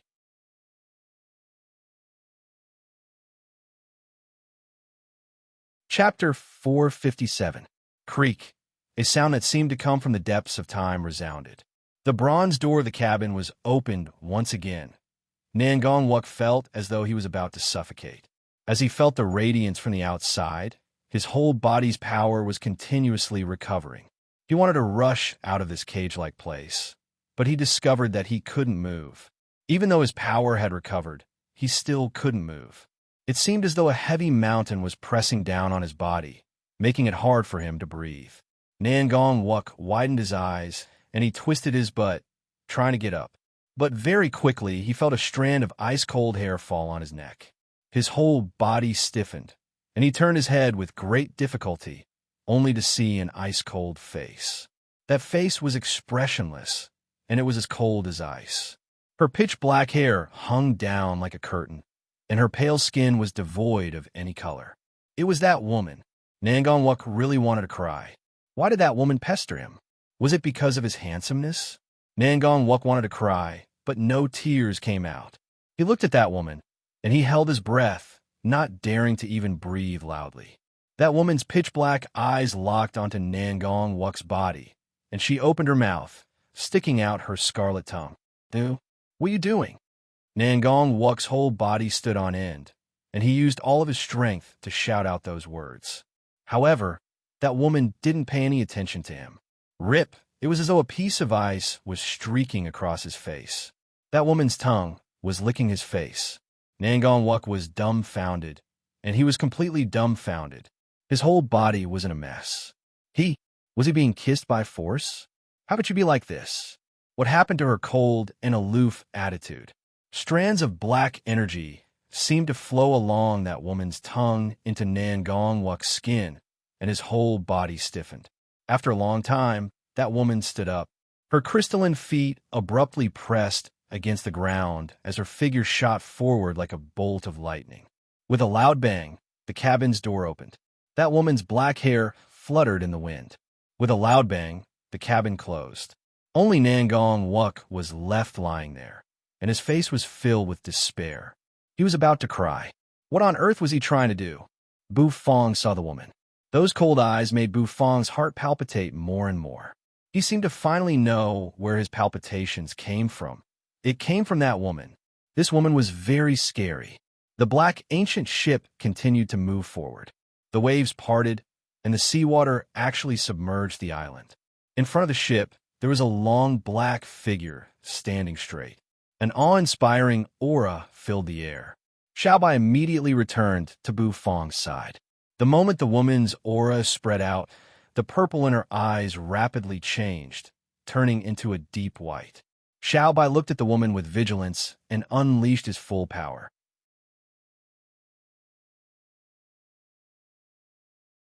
Bufong furrowed his brows as he looked at the pitch-black ancient ship in the sky.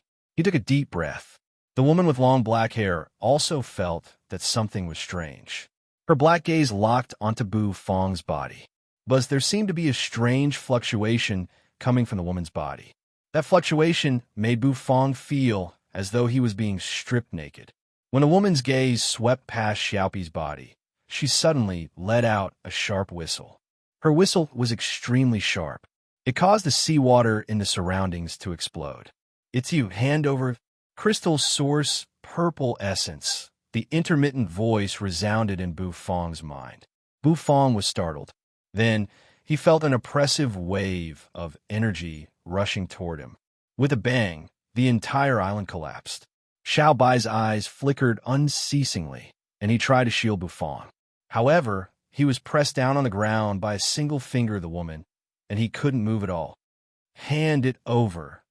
The woman's voice became more and more severe, and it was filled with a terrifying killing intent. A pitch-black radiance surged out of her body, and it seemed as though she was burning with a black flame. The flame slowly enveloped Bufong's body. Bufong's heart trembled, and he opened his mouth to spit out a golden flame. The flame soared into the sky, but it was suppressed by the black flame, and it couldn't budge. What kind of flame was that? Bufong was also shocked. It was the first time he encountered a flame that could suppress the 10,000 bestial flames. "If you don't hand it over, die." A thin slit slowly appeared on the woman's forehead, and an aura that made Bufong's heart contract shot out from that slit. Beep! The system buzzed, and Bufong felt a buzzing sound in his ears. It was accompanied by a lazy yawn. What a familiar aura. "Bufong, kid, the Lord Go just slept for a while. How did you manage to provoke someone from the netherworld?" A gentle voice quietly rang out in Bufong's mind.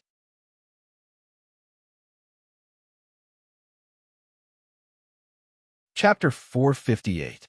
Magma splattered everywhere. Misha felt his body steadily land on the ground after experiencing the initial fall. He didn't feel the scorching heat that he felt when he passed through the magma. Instead, he felt a slight chill, and a dense smell of blood permeated the air. Misha felt all the pores on his body open up, and an indescribable excitement spread throughout his body. His blood-red robe seemed even redder in this demonic environment, and it seemed as though it was flowing with fresh blood. With every step he took, fresh blood would flow out of his body. The two of them walked in this quiet environment. Misha squinted his eyes, and there was an intense fluctuation in his mind that guided him forward. Although there was only a boundless expanse of blood red in front of him, the excitement that he felt became stronger and stronger. "We're here. We're almost there," Misha muttered, and the pupils of the expert beside him slightly shrank. He took a step forward, and everything in front of him underwent a huge change. A dilapidated blood-red iron tower suddenly appeared in front of them. There seemed to be veined patterns circulating on the blood-red iron tower, and they were filled with mysterious fluctuations. "Is that the Shura Tower?" Misha muttered. Misha knew that the Shura Tower was dilapidated, but from the surface, it seemed to be in perfect condition. The terrifying fluctuations coming from the tower suppressed the true energy in his body, and he was unable to circulate it. This was the Shura Tower's suppression on the experts of the ancient Shura city. Suddenly, Misha's pupils shrank. He discovered that there was actually a figure standing by one of the windows of the blood-red iron tower.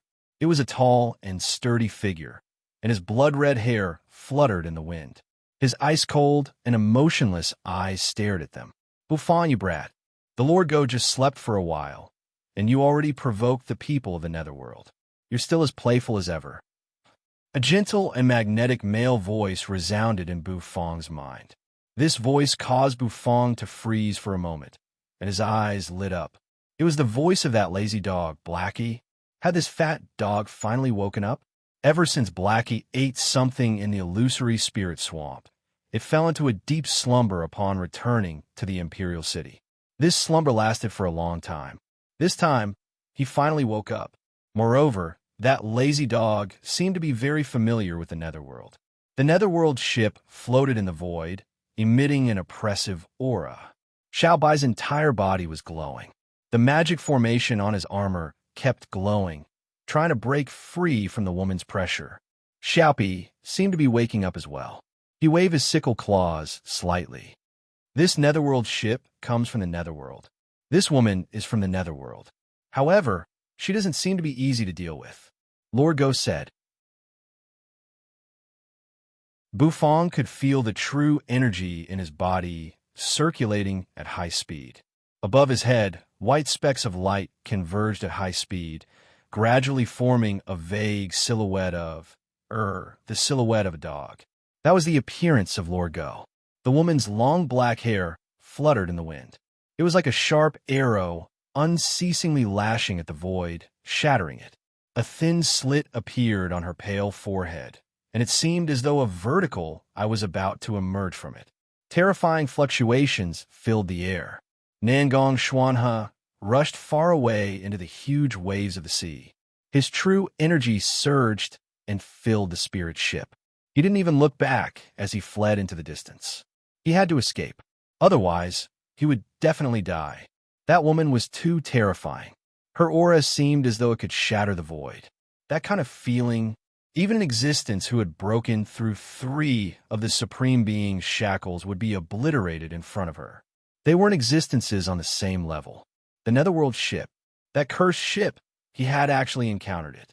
At this moment, his heart was filled with despair. He didn't know how long he could live, but he really didn't want to die. The woman's ice-cold eyes stared at Buffon. Her killing intent permeated the air, and a vertical eye appeared on her forehead. It gradually opened and shot out a beam of light. The void distorted as it shot toward Buffon. A pitch-black flame danced around the beam of light, and it seemed as though it was a nimble spirit. Buffon's 10,000 bestial flames had already been suppressed and retracted into his body.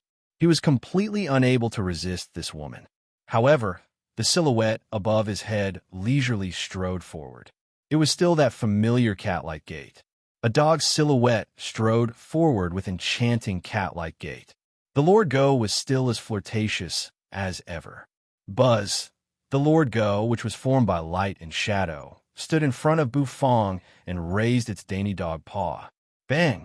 The beam of light didn't show any signs of stopping, and it mercilessly collided with the Lord Go's dog paw. The entire island shook violently, and it seemed as though it was about to be shattered into pieces. The surrounding area was filled with towering waves, and the crashing of the waves caused the rocks on the island to shatter and the ground to collapse. The Netherworld ship floated in the air, and its pitch-black sail fluttered in the wind. The woman's pitch-black hair fluttered in the wind, and her pale face was devoid of any trace of emotion. Bufong was also expressionless as he looked at the scene. Waves of energy surged past his body from both sides, but they didn't touch his body at all. Soon, the radiance dispersed.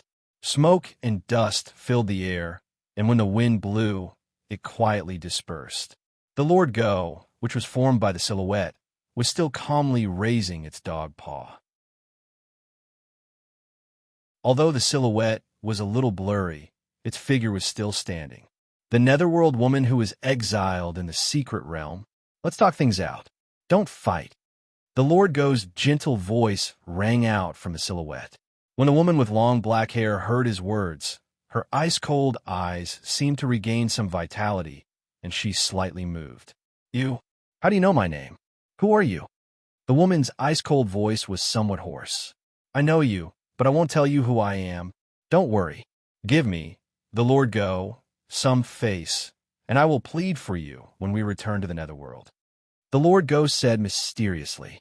When Bufong heard this, he immediately rolled his eyes. This dog was really shameless. She didn't even know who you were, so why would she give you face? The slits on the woman's forehead gradually closed, and a trace of doubt appeared on her stiff face. She took a deep look at the Lord Go's silhouette, and it seemed as though she had thought of something. A trace of fear appeared in her lifeless eyes. It's you? The Lord Go raised its exquisite dog paw and nodded. The Netherworld woman didn't say anything else. She lightly tapped the ground with the tip of her foot and flew back to the ice-cold Netherworld ship. The ship's door opened with a loud bang, and the woman's figure entered it, disappearing without a trace. They stole the crystal source purple essence that I nurtured. I will give you face this time, but don't forget what you said. The woman's intermittent voice drifted over, and in the end, it seemed as though it had disappeared along with the howling wind. The raging waves also calmed down and became gentle. Bufong widened his eyes, and a strange expression appeared on his face as he stared at the Netherworld ship. If he wasn't mistaken, wasn't there someone struggling in the ship's cabin? That person's face seemed somewhat familiar. Nangon Wook. How did that idiot run into the Netherworld ship? Was he captured by that woman and forced to be her husband? Bufong's heart was filled with doubts, but as the Netherworld ship disappeared into the sea's fog, Bufong didn't have a single clue. Fine. Who cares about it? Crystal source? Purple essence? Bufong, lad, did you steal her crystal source purple essence? The Lord Go's roar echoed in his ears, and his voice was trembling slightly. Ah, that's right. Bufong expressionlessly nodded his head. Do you know how precious a crystal source purple essence is? Only one crystal source would contain such a thing in dozens of large origin crystal mines. I owe her a big favor this time. The Lord Go seemed somewhat vexed. Lad, if you don't make me 3 sweet and sour dragon meat ribs every day, I will bite you. The Lord Go seemed somewhat indignant as he spoke. I know. Bufong calmly replied. Then he took out a jade bottle from his system-dimensional bag, and a rich fragrance wafted out of it.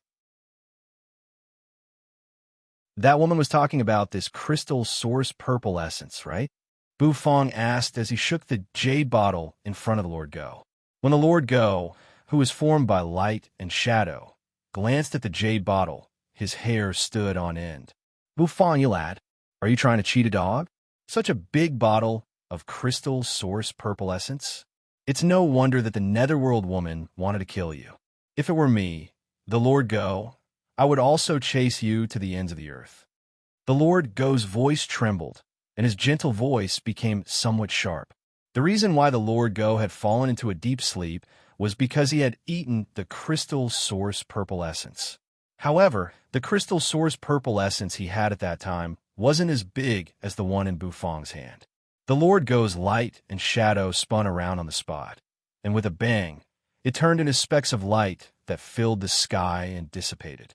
Stinking lad, just you wait. Lord Go, I will come over immediately. Leave the crystal source purple essence for me. His voice became softer and softer, and it gradually dissipated. The surroundings became calm once again. The island was in a complete mess, and the demon claw-chi fruit, which was emitting a radiance, fell in the distance. Bufong was somewhat bewildered. He took a few steps forward and picked up the fruit. Did I get the fruit just like that? It seemed somewhat easy. Bufong's expressionless face couldn't help but twitch. Then, he flipped his hand and put the fruit into the system's dimensional storage. No matter what, he was still somewhat happy to have obtained a divine realm ingredient. Xiao Bai crawled up from the ground, and his eyes regained their purple color. Xiaopi, who had just woken up, widened his eyes and looked at Bufong. Rumble. All of a sudden, the entire island started to shake. Bufong felt his heart palpitate, and he turned his head to look into the distance. There, steam rose from the waves, and a pillar of fire soared into the sky. It seemed as though something extraordinary had happened. Bufong was taken aback, and his heart started to pound. There seemed to be a dense fluctuation coming from the place where the pillar of fire had erupted. A huge blood-red tower's phantom image stretched across the vast sky. For a moment, several tyrannical auras soared into the sky within the Cloud Sea secret realm.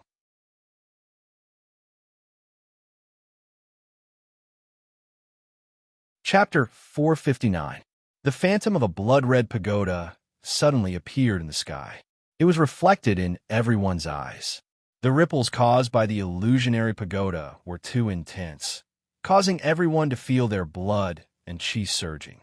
The berserk aura burst forth from the blood-red pagoda, spreading into everyone's hearts.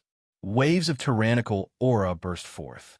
The sounds of chains colliding resounded throughout the entire secret realm. Many divine realm experts who had broken through the Supreme Being's shackles couldn't sit still. On an island filled with yellow stones, a bewitching man stuck out his tongue and licked his lips. Behind him, two chains were swaying gently. On a lush island, two black-robed men carrying bronze chests on their backs raised their heads. They looked at the location of the blood-red pagoda with profound gazes. With a rumble, the two of them dashed toward the location of the blood-red pagoda. The chains behind them swayed. The Grand Baron sects Yi Chung, the Wind and Thunder Pavilions, Xiao Chongyun, and the others all moved. The appearance of the blood-colored pagoda was like a lighthouse in the darkness, attracting the attention of every expert, causing everyone to gather towards it. Experts who had broken through the Supreme Being's shackles dashed out from the small islands. For a moment, huge waves were set off on the surface of the sea. However, the phantom of the giant pagoda disappeared as quickly as it appeared. In just a short while, no one could catch a glimpse of it. However, even though the gigantic phantom had disappeared, it had already left a general direction for everyone. Everyone gathered in that direction. Bufong and Xiao Bai naturally wouldn't miss it. They stepped onto the spirit boat and sped away. It seemed as though all the experts in the Cloud Sea secret realm were heading toward that direction at that moment. The aura of the blood-red pagoda was too intense. It piqued everyone's curiosity. It was to the extent that everyone had the thought of obtaining a fortuitous encounter. Didn't they come to the secret realm for a fortuitous encounter? Now that the fortuitous encounter was right in front of them, they naturally wouldn't give it up. As Bufong stepped on the spirit boat, the seawater on both sides of the boat parted. There were already quite a number of experts on their spirit boats appearing around them. They all glanced at Bufong, but didn't pay him any attention. Bufong unexpectedly saw Nangong Xuanhe. Nangong Xuanhe seemed extremely shocked as he discovered that Bufong was actually still alive. How is this possible? After encountering the Netherworld ship, how could this person still be alive and well? This didn't make sense. Could it be that the Netherworld ship's curse didn't work? At this moment, Nangong Xuanhe's aura was somewhat weak, and his complexion wasn't very good. When he saw that Bufong was still alive, his complexion became even more unsightly. However, he didn't come looking for trouble. Instead, he steered the spirit boat and entered a huge island that gradually appeared in front of him. This was probably the largest island they had ever seen. It covered a vast area, and the towering coastline attracted everyone's attention, making them feel reverence. Boom boom! An expert's true energy soared into the sky as he dragged his spirit boat into the island. The people present were all divine realm experts with powerful cultivations, so they naturally didn't care about such a thing, and they all set off. For a moment, the sound of something tearing through the air resounded unceasingly. Bufong also landed on the island with Xiaobai. The moment he landed on the island, he could smell a rich fragrance. This island was actually filled with strange fruits. Some of these fruits looked extremely strange. Every single one of them emitted steam, and they seemed like well-cooked bread. Some of the fruits seemed to be made of sponge, and they were incomparably fragrant. Their flesh was as thin as bread. For a moment, Bufong was somewhat absent-minded. He had a misconception that he had stepped into a delicacy island. Did all these delicacies grow on trees? Bufong plucked a bread-like fruit. It was slightly hot, and he tossed it in his hand as if he was eating a roasted potato. Only after that did Bufong tear the fruit apart like a piece of bread. Instantly, a scorching hot liquid flowed out of the fruit, emitting a sweet fragrance. Smelling the fragrance and looking at the enticing fruit, Bufong couldn't help but be tempted, and he took a bite. The taste was actually not bad. Pure, natural, and pollution-free. It was somewhat magical. Bufong continued to explore. There were many species on this big island, and there were also many spirit beasts. As the crowd descended, the spirit beasts on the island flapped their wings and flew away. Although the scenery on the island was not bad, not many people stopped to admire it. The others were really in a hurry, as they wanted to find the blood-red tower as soon as possible. Their hearts were restless. Their goal was to find the fortuitous encounter, and Bufong's goal was to find the cooking ingredients. This big island seemed to exist for him. Bufong excitedly toured the big island. The island was full of trees, some of which Bufong had never seen before. Among them, there was a tree that looked like the coconut tree Bufong had seen in his previous life. However, this tree didn't bear coconuts. Instead, it bore steaming, fragrant white flatbread. The tip of Bufong's foot gently touched the ground, and his entire body slowly flew up. He plucked a piece of white flatbread. This fruit flatbread was really soft. When Bufong took a bite, it was as warm as if it had just come out of the oven. It didn't have any taste. After taking a few bites, Bufong furrowed his brows. Although the fruit flatbread was fragrant and soft, the taste was too bland. It didn't suit his taste. He continued to move forward, collecting some strange fruits. Some of the fruits grew on the ground. After tearing the shell, one could eat the flesh that was like roasted meat. The flesh of the fruit emitted steam, which seemed to be the common feature of the fruits on this big island. There was a loud thud. In front of Bufong's eyes, a fat pig with steam rising from its body dashed. This fat pig's back was red, as if it had been roasted until it turned red. There was even a flame burning on it. This fat pig's nostrils puffed out steam, and its two ferocious tusks dashed around the big island. Bufong's eyes brightened. He knocked it out with the wok, then dragged the fat pig to study it. He carefully cut off a piece of roasted meat from the back of the fat pig. It was somewhat shriveled, without sauce or oil. However, it tasted good. Roasted meat growing on the back of a live pig. It was really strange. Bufong took a bite. It really tasted like pork. However, it was roasted hard, which made it hard to bite. After collecting many fruits, Bufong used the black wok to knock out several fat pigs, then cut off the meat on their backs. The fat pig that had its meat cut off could actually run away alive and kicking. In the distance, there was a type of sheep that was lazily eating spirit grass. The spirit grass was filled with spirit energy. The aura of the spirit energy was extremely dense, and it would make people feel refreshed with just a whiff. The meat of these sheep seemed to be glowing, emitting a faint golden light. It was really eye-catching. This mutton was the best ingredient. Bufong took a look, and his heart couldn't help but jump. He felt like he had arrived in heaven. The things on this island were all exquisite ingredients that made him gasp in amazement. Many experts who had landed on the big island were at a loss. They couldn't find the location of the giant blood-red tower. It was here a moment ago, wasn't it? Many people had a headache, so they started to search around the island. Different from the others who were in a hurry, Bufong was leisurely collecting ingredients. Although these ingredients were not high-grade spirit beast meat or high-grade spirit herbs and spirit medicines, they were still extremely powerful. However, this kind of unique natural ingredient made Bufong very excited. Bufong found a kind of tree on the small island. The tree had brown fruits, which weren't big. After Bufong picked them, he found out that they were chocolate-like fruits. When Bufong pinched those fruits, they became soft. They were like chocolate, with a bitter and sweet taste. This was a gourmet island. Bufong was sure that it was a miracle of nature. Bufong couldn't help but exclaim in his heart. The others were extremely depressed. They were looking for a big chance, but they didn't know what kind of island they were on.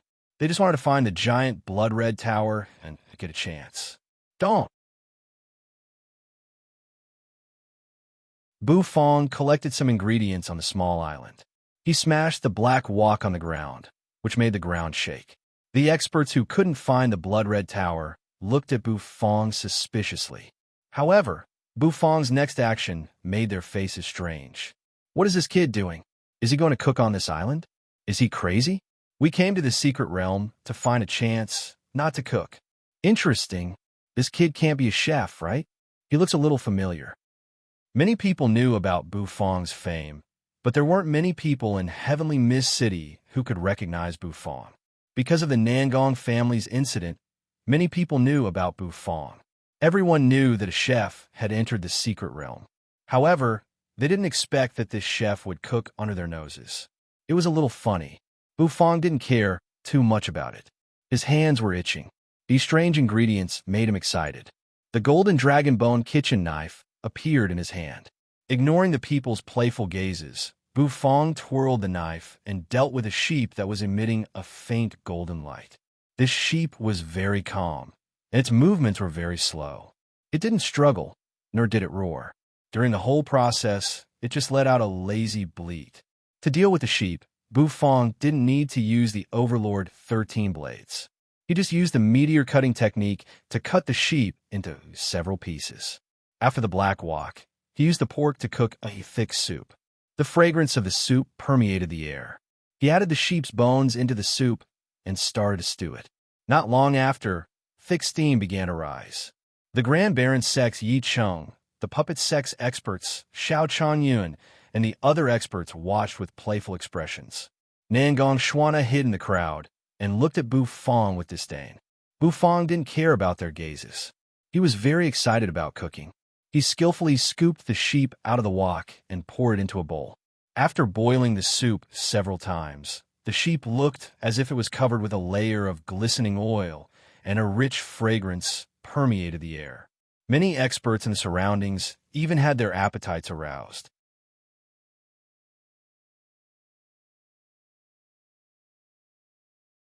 Chapter 460. Puff, Misha spat out a mouthful of blood and knelt on the ground with an ugly expression on his face. He looked at the figure in the distance in fear. It was a blood-red man who was standing at the top of the tower. That man's entire body was covered in blood. Are you refining the Shura Tower? Who are you? How dare you touch my ancient Shura city's Shura Tower? A large hole appeared on Misha's chest, and blood flowed out of it.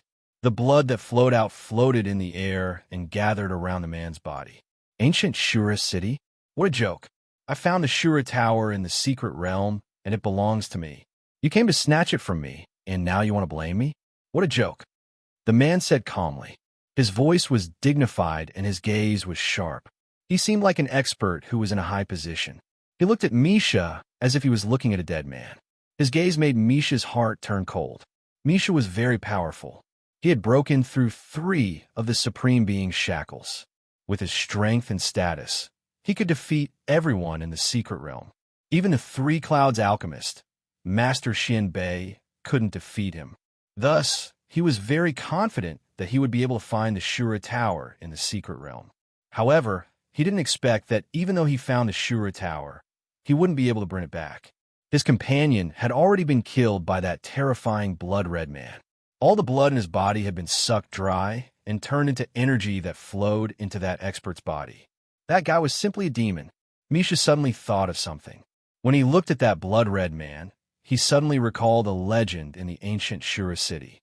It was said that there was a cultivation technique engraved on the Shura Tower that could turn one into a blood-red man and obtain great power. However, that cultivation technique wasn't something that a human could cultivate. It was a cultivation technique that belonged to the abyssal demon. If a human cultivated it, they would turn into a monster. I want blood. I want a lot of blood. I can already smell the scent of blood, the blood-red man said. The greed in his voice caused Misha's body to turn cold. This person had already turned into a monster. I won't kill you. I will let you live. However, I need you to kill everyone on the island. I need their blood. The bloody man's eyes lit up. The light was extremely intense. Blood tentacles spread out and covered Misha's body. They instantly drilled into his body and brought him intense pain. That feeling was worse than death. After a long time, Misha stood up numbly. A surging aura spread out from his body, and the three supreme beings' shackles on his back swayed unceasingly. The man covered in blood stood at the top of the tower and watched Misha's disappearing figure. He let out a soft and hoarse laugh. Under his feet, the blood-red tower was rotating slightly, and red light filled the sky.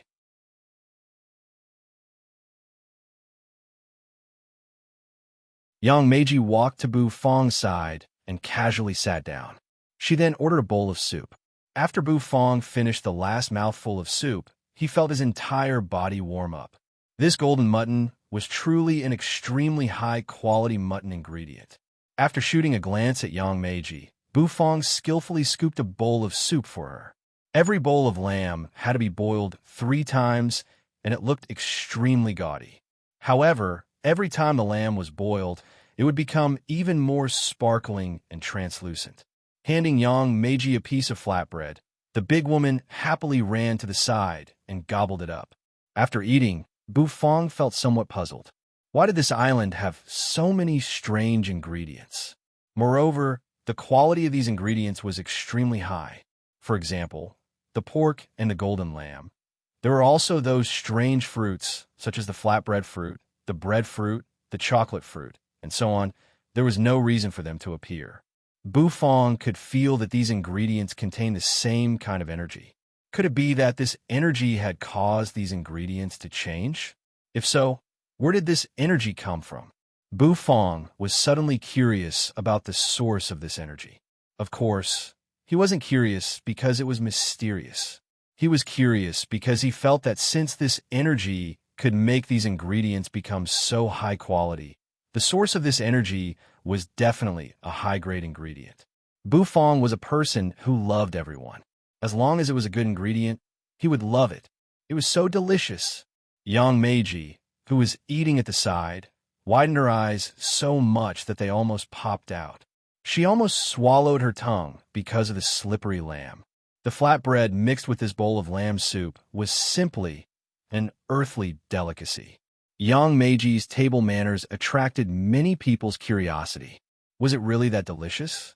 Many experts felt an itch in their hearts. However, many of them couldn't swallow their pride. The Grand Baron Sex Yi Cheng, who carried a stone sword on his back, was always maintaining his dignity. The puppet sex experts looked gloomy and didn't have the slightest desire to move. Mu Chenfeng, who was playing with the hair on his temples, snorted arrogantly and ignored them. Xiao Chongyun, on the other hand, walked up to Bu Fong with a smile and asked for a bowl of boiled lamb. Bu Fong didn't refuse. There was still some left in the pot, and he couldn't finish it. Xiao Chongyun stared at the big bowl in his hand with a strange look in his eyes. He took a deep breath and couldn't help but swallow a mouthful of saliva. Imitating Bu Fong, he tore the flatbread into pieces and threw them into the bowl. After the flatbread was soaked, he drank a mouthful of it. Oh, Xiao Changyun's eyes widened in amazement. It was so damn delicious. This taste, this taste wasn't something that the fasting pill could compare to. For a moment, the crowd started to clamor. It seemed like it was really delicious. Even the wind and thunder pavilions, Xiao Changyun ate it. Why didn't they try it? Perhaps it was really delicious? For a moment, the lamb soup in Bufang's pot was finished. As for the flatbread, they went to the trees and plucked it. As a result, the atmosphere on the island changed. It changed from a somber atmosphere to a strange one. Many divine realm experts held a bowl of meat soup in their left hand and a white flatbread in their right hand. They squatted on the ground and ate happily. Rumble, a figure covered in a tattered blood-colored robe, slowly crawled out of a deep pit in the magma. Behind him, numerous stone monsters made of magma also crawled out of the pit. Misha's gaze was somewhat complicated. The blood in his body was hurting and controlling his actions. He was being controlled by the Bloody Man. It was too easy for the Bloody Man, who possessed the Shura Tower, to control an expert from the ancient Shura city. Let's kill, Misha muttered. However, he was actually rejecting the idea in his heart. It was just that he couldn't control his killing intent. He walked out of the crater. He sensed something in his heart and rushed toward a certain direction. His body emitted a surging aura as he stood proudly in the sky. Looking at the many experts below him, Misha's monstrous killing intent froze. His expression stiffened. What were these people doing?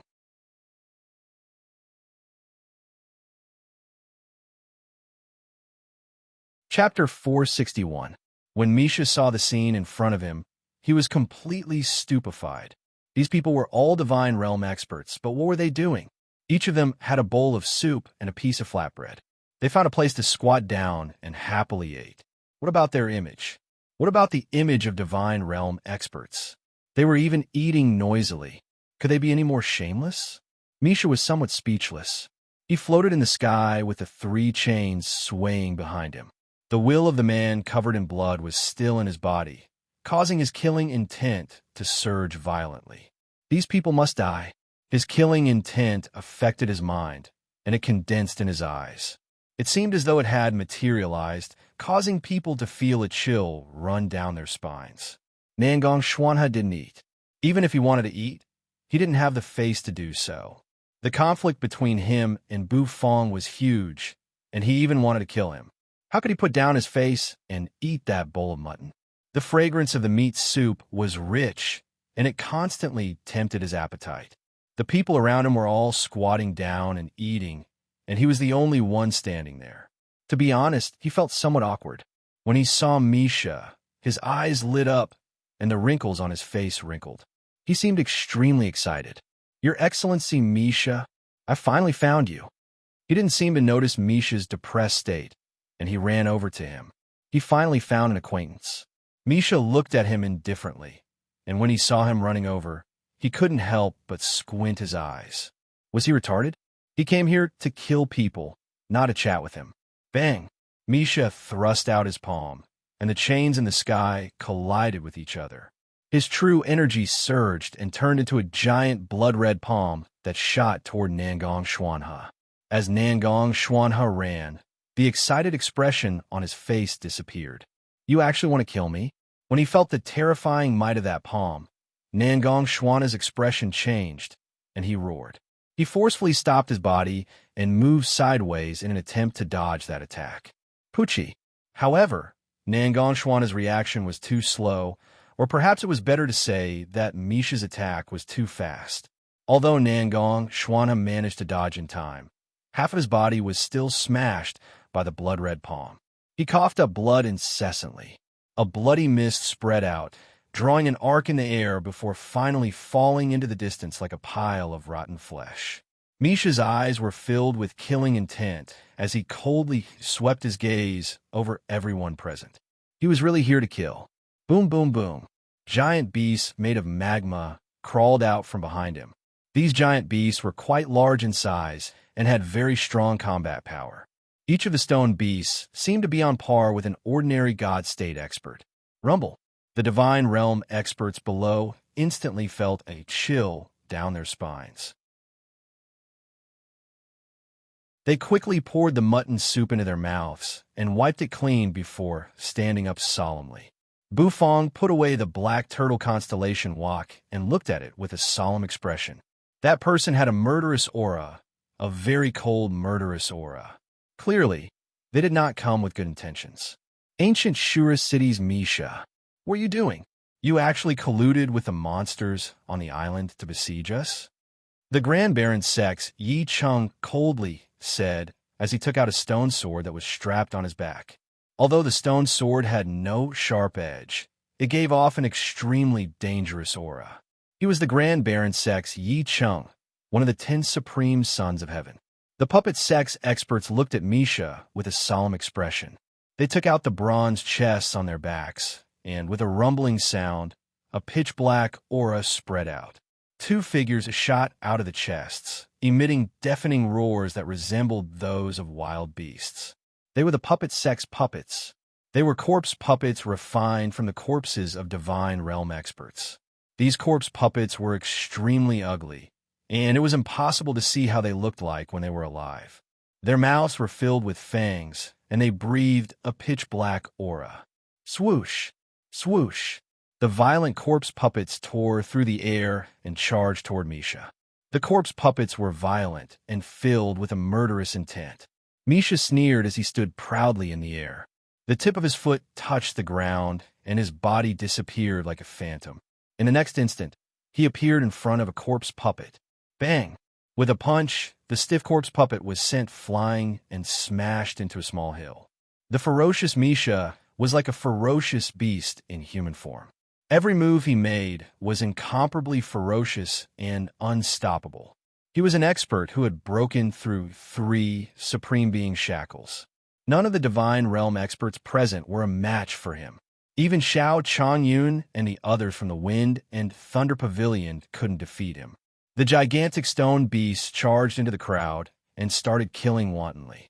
The appearance of Misha and those monsters was extremely sudden. Even now, some people were still in a daze. They didn't expect that they, who had come here for a fortuitous encounter, would encounter such a great calamity. At the same time, Bufong was dodging at high speed. He looked around with a solemn expression. This time, he didn't take out the black turtle constellation wok. Instead, he carried a golden kitchen knife in his hand. He held the golden dragon bone kitchen knife in his hand. A gigantic beast locked onto him and charged toward him. Bufong didn't ask Xiao Bai and Xiaopi to help him. He carried the kitchen knife and charged toward the beast. He wanted to use this opportunity to temper himself. The Overlord 13 blades, the battle became extremely intense. Finally, a Divine Realm expert was killed. His body was torn apart by a gigantic stone beast. Boiling hot blood splattered all over the ground, but it was quietly absorbed by the ground, of course. There were also some stone beasts that were crushed by the Divine Realm experts and turned into rubble. However, there were too many of them. Even if one was crushed, another would appear. Everyone was instantly plunged into a desperate situation. No one would have thought that the originally gentle and safe Delicacy Island would turn into a Shura hell in an instant. Everyone was in a desperate situation. One after another, Divine Realm experts fell. Their blood was absorbed, but no one knew where it went. Some experts were terrified because they also noticed the abnormality. Their faces were filled with terror, and they roared. They didn't want to die. Some people started to run away from the island. If they had to choose between a fortuitous encounter and their lives, they wouldn't hesitate to choose their lives. After all, without their lives, any fortuitous encounter was just empty talk. Running away, Misha sneered. True energy gathered in his hand and formed a blood-red spear. One end of the spear was extremely sharp. With a ripping sound, the spear was thrown out by him. It was so fast that even the air was torn apart. There was a puff sound. A Divine Realm expert screamed as the spear pierced through him. His body exploded in the air and turned into a mist of blood. The mist of blood didn't scatter. Instead, it was pulled by an invisible force and gathered on the island. Some people went crazy. There was a terrifying, blood-sucking thing hiding under the island. No one knew what it was. However, the unknown was the most terrifying thing. The stone beasts roared and spat out sharp stones that were burning red from their mouths. Those stones flew into the air. They were so dense that they couldn't avoid them. One after another, the Divine Realm experts were smashed down. Rumble. Explosions resounded in the air, and a mist of blood filled the air. The dense stench of blood had practically enveloped the entire island. However, the stench of blood was quickly absorbed by the island like rivers flowing into the sea. There were many casualties. It was extremely tragic. In just a short while, most of the Divine Realm experts on the Gourmet Island were killed. Only a few elites were left. However, their appearances were also somewhat miserable, and they looked extremely miserable. It was the first time that the Grand Baron Sex Yi Chang was in such a sorry state. His whole body was bathed in blood, and his hand, which was holding the stone sword, was trembling. Xiao Changyan wasn't as elegant as before. He was gasping for breath, and his face was pale. Metal fragments were scattered all over the ground around the two puppet sex experts. These were the parts of their puppets. However, almost all of their puppets were destroyed in this battle, and only their corpse puppets were left. However, the corpse puppets were torn apart, and only half of their bodies were left. They might not be able to escape. This was a huge trap. It was a trap that targeted everyone. Xiao Changyun and the others weren't fools. They understood that this was a trap set up by Misha. It was no wonder that the people from the ancient Shura city would rush to the heavenly Mist City. It turned out that they had a sinister plot. This guy really deserved to die. Master Xin Bei's gaze was calm. Under his protection, Yang Meiji was safe. After all, this old man was a Three Clouds alchemist, which was equivalent to an expert who had broken through 3 of the Supreme Being's shackles. Bu Fong raised the golden dragon bone kitchen knife and swung it down, directly chopping off the head of a stone beast. The huge head tumbled down, and the magma erupted, steaming hot. The corners of Bu Fong's mouth curled upwards. The wind blew against his hair, causing it to flutter. The Overlord 13 blades. Bu Fong finally grasped the Overlord's power, and he could use it once. Although it was just a single blade, its might wasn't any weaker than a Divine Realm expert's attack. Moreover, this blade had a terrifying suppressive effect on spirit beasts. So many people are still alive. They all have to die. Misha said. His gaze became blood-red, and his killing intent surged out of him. Giant stone beasts surrounded everyone, and they glared menacingly at them. In front of these giant stone beasts, which are the size of small mountains, everyone seemed extremely small. Misha sneered, and his body seemed to transform into a blood-red shadow as he charged downwards. Master Xin Bei's white hair and beard fluttered in the wind. A loud explosion resounded. Misha's figure was sent flying backward. Master Xin Bei soared into the sky with his hands clasped behind his back. The 3 shackles behind him swayed, and his aura was like that of a dragon. This old man's cultivation was extremely high, and after he consumed a spirit pill, his strength became even stronger. In just a few moves, he managed to suppress Misha. Bu Fong glanced at the battle in the sky, and his gaze swept the surroundings. The entire Delicacy Island was in a complete mess, and it wasn't as peaceful as before. Many of the spirit trees that could produce delicious food were destroyed, and they were burned to ashes. The entire island was in ruins.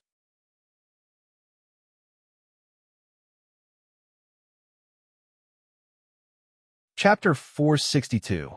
The ground of the island was continuously collapsing. Crushed rocks tumbled about, and magma spread out from it, burning the trees to ashes. The small island was being destroyed at a speed visible to the naked eye. Bu Fong, who was carrying a golden kitchen knife on his shoulder, looked around with a grave expression on his face. His gaze swept through the surroundings. He was searching for the 10th grade spirit herb, the bone metamorphosing dragon grass, before the island was destroyed. This island had the densest spiritual energy among all the islands. Bu Fong believed that the bone metamorphosing dragon grass should be on this island. However, He didn't know where it was. Misha was being suppressed, and Master Xianbei was swallowing elixirs. It was as though he had been injected with chicken blood, and his fighting prowess was extremely terrifying. This old man didn't reveal his true strength, but his sudden burst of fighting prowess left everyone dumbfounded. After all, he was a divine physique echelon expert who had broken through 3 of the Supreme Being's shackles. His body was incomparably powerful, and his blood and energy were surging. Even though he was old, he was still extremely valiant. Misha's face was swollen, and there were many wounds on his body. Blood was flowing out of the corners of his mouth, and his eyes were bloodshot. Master Xianbei squinted his eyes as he looked at Misha. He stamped his foot on the ground, and his aura rose steadily. His blood and energy were like a dragon's as it roared. Roar! The gigantic stone beast seemed to have received some sort of instruction, and it launched an attack at the remaining people. It raised its palm and smashed down.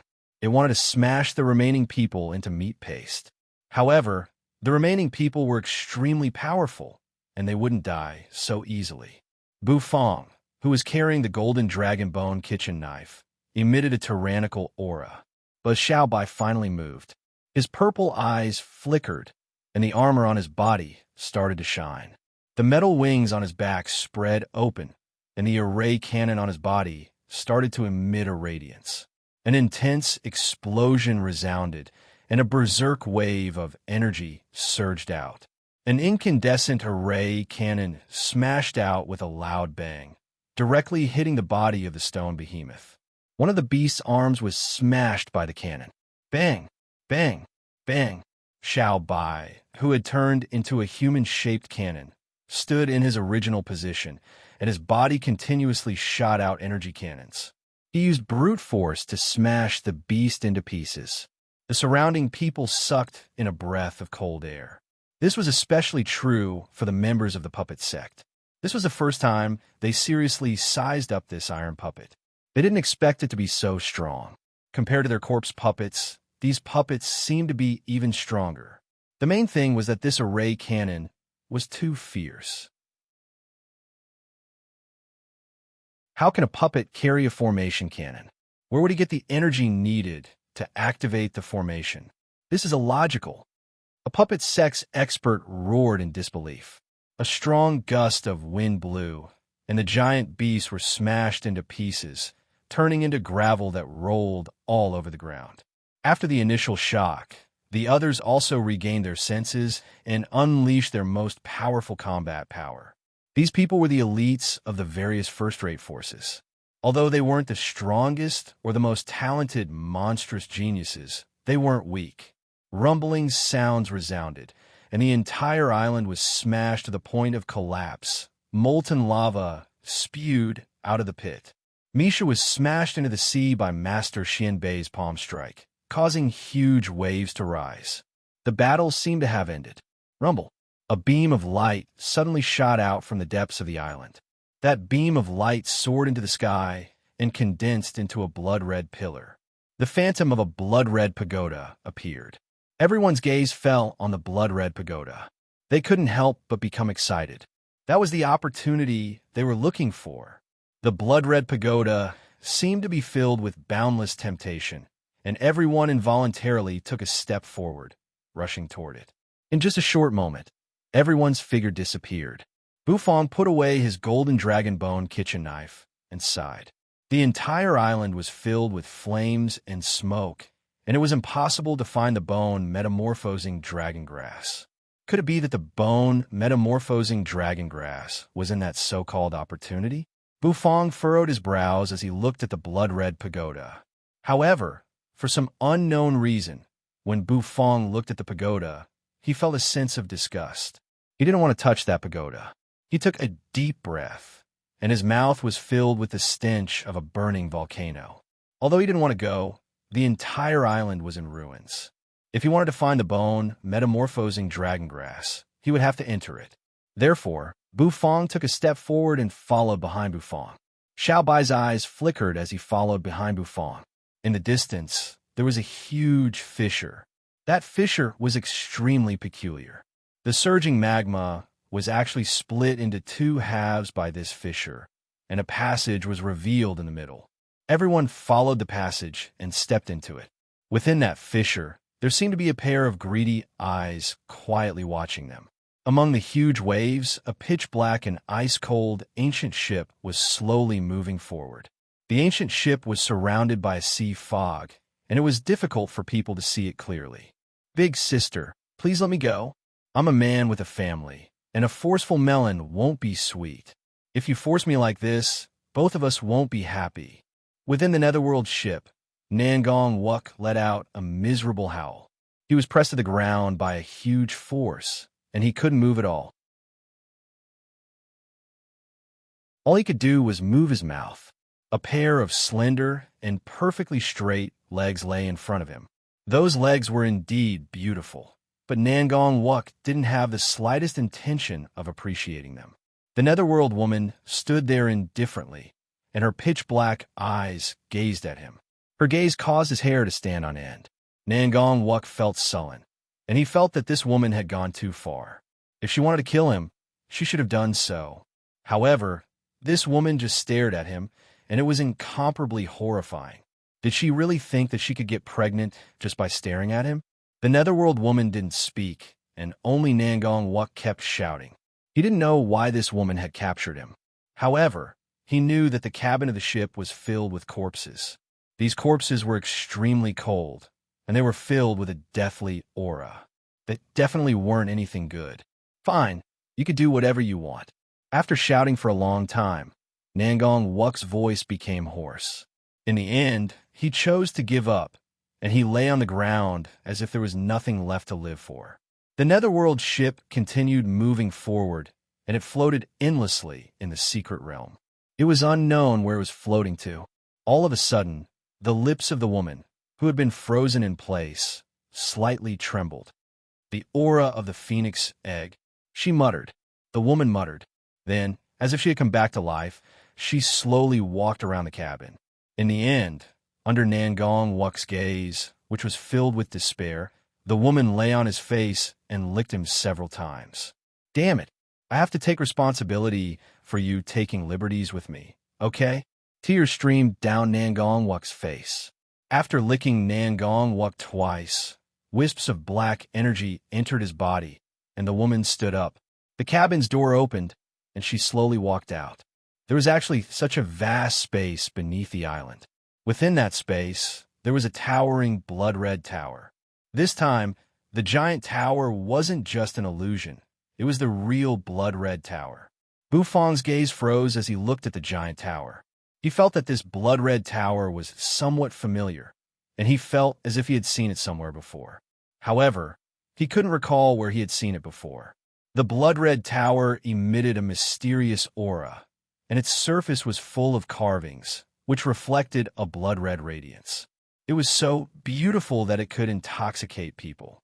At least, besides Bufong, everyone else couldn't help but approach the blood-red tower. It was as if there was an invisible force that was attracting them all. It was really strange.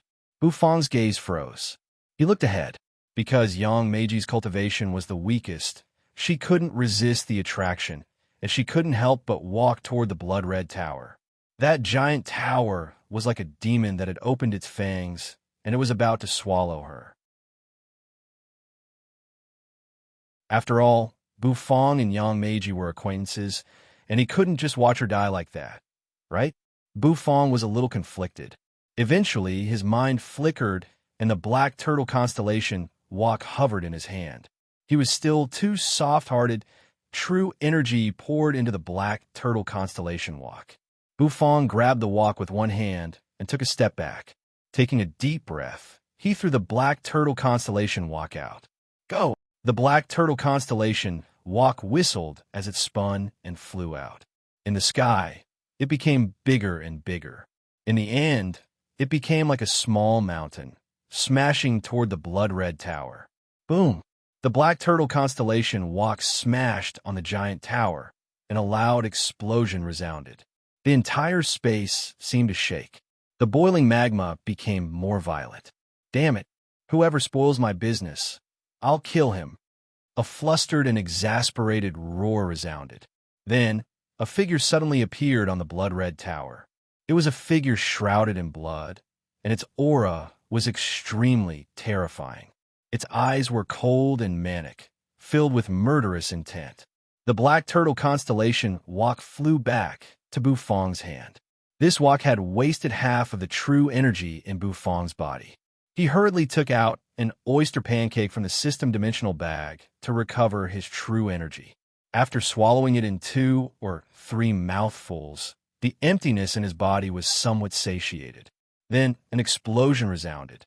The radiance of the blood-red tower was somewhat obscured by the black turtle constellation wok. Everyone, who was attracted by the formless energy, finally came back to their senses. Everyone's body was drenched in cold sweat, especially Yang Meiji. This woman was only 1 step away from entering the magma. When she opened her eyes, she was so frightened that she almost peed her pants. She was a tomboy, yet she cried at the drop of a hat. Tears streamed down her face. It seemed like she was really frightened. The Three Clouds alchemist, Great Master Shinbei, released a wave of true energy and pulled Yang Meiji back to his side. The old man's eyes were also filled with fear. That was because even he had fallen for it, lost within that peculiar energy. If it wasn't for Bufong's attack, everyone would have died. This is the Shura Tower, the ancient Shura city's divine tool. The legendary divine tool that was shattered and scattered across the hidden dragon continent. Great Master Shinbei roared in shock. It was no wonder that the ancient Shura city's experts would appear in Heavenly Mist City. No one would have thought that the ancient Shura city's divine tool would be in the Cloud Sea Secret Realm. The man covered in blood flew around the Shura Tower, and his blood flowed unceasingly. His ice-cold eyes stared at Bufong, who was eating the oyster pancake. His killing intent surged out of him. I was so close. I was so close to reviving the Shura Tower. The man covered in blood roared in frustration. It was precisely because of this that his killing intent toward Bufong became denser. If it wasn't for Bufong, everything would have gone according to his plan. With a sharp cry, the blood around him started to boil. It transformed into a blood-red python that pounced toward Bufong.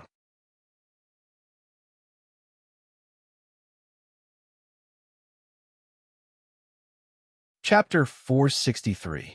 I'll kill this brat who ruined my plans first. An ant-like brat.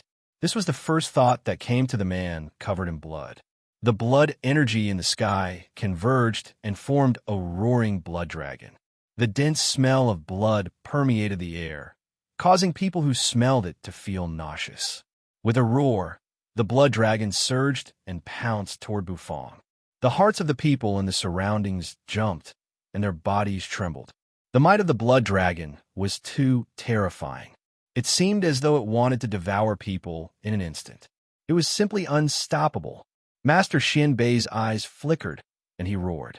His aura rose steadily, and he threw a pill into his mouth.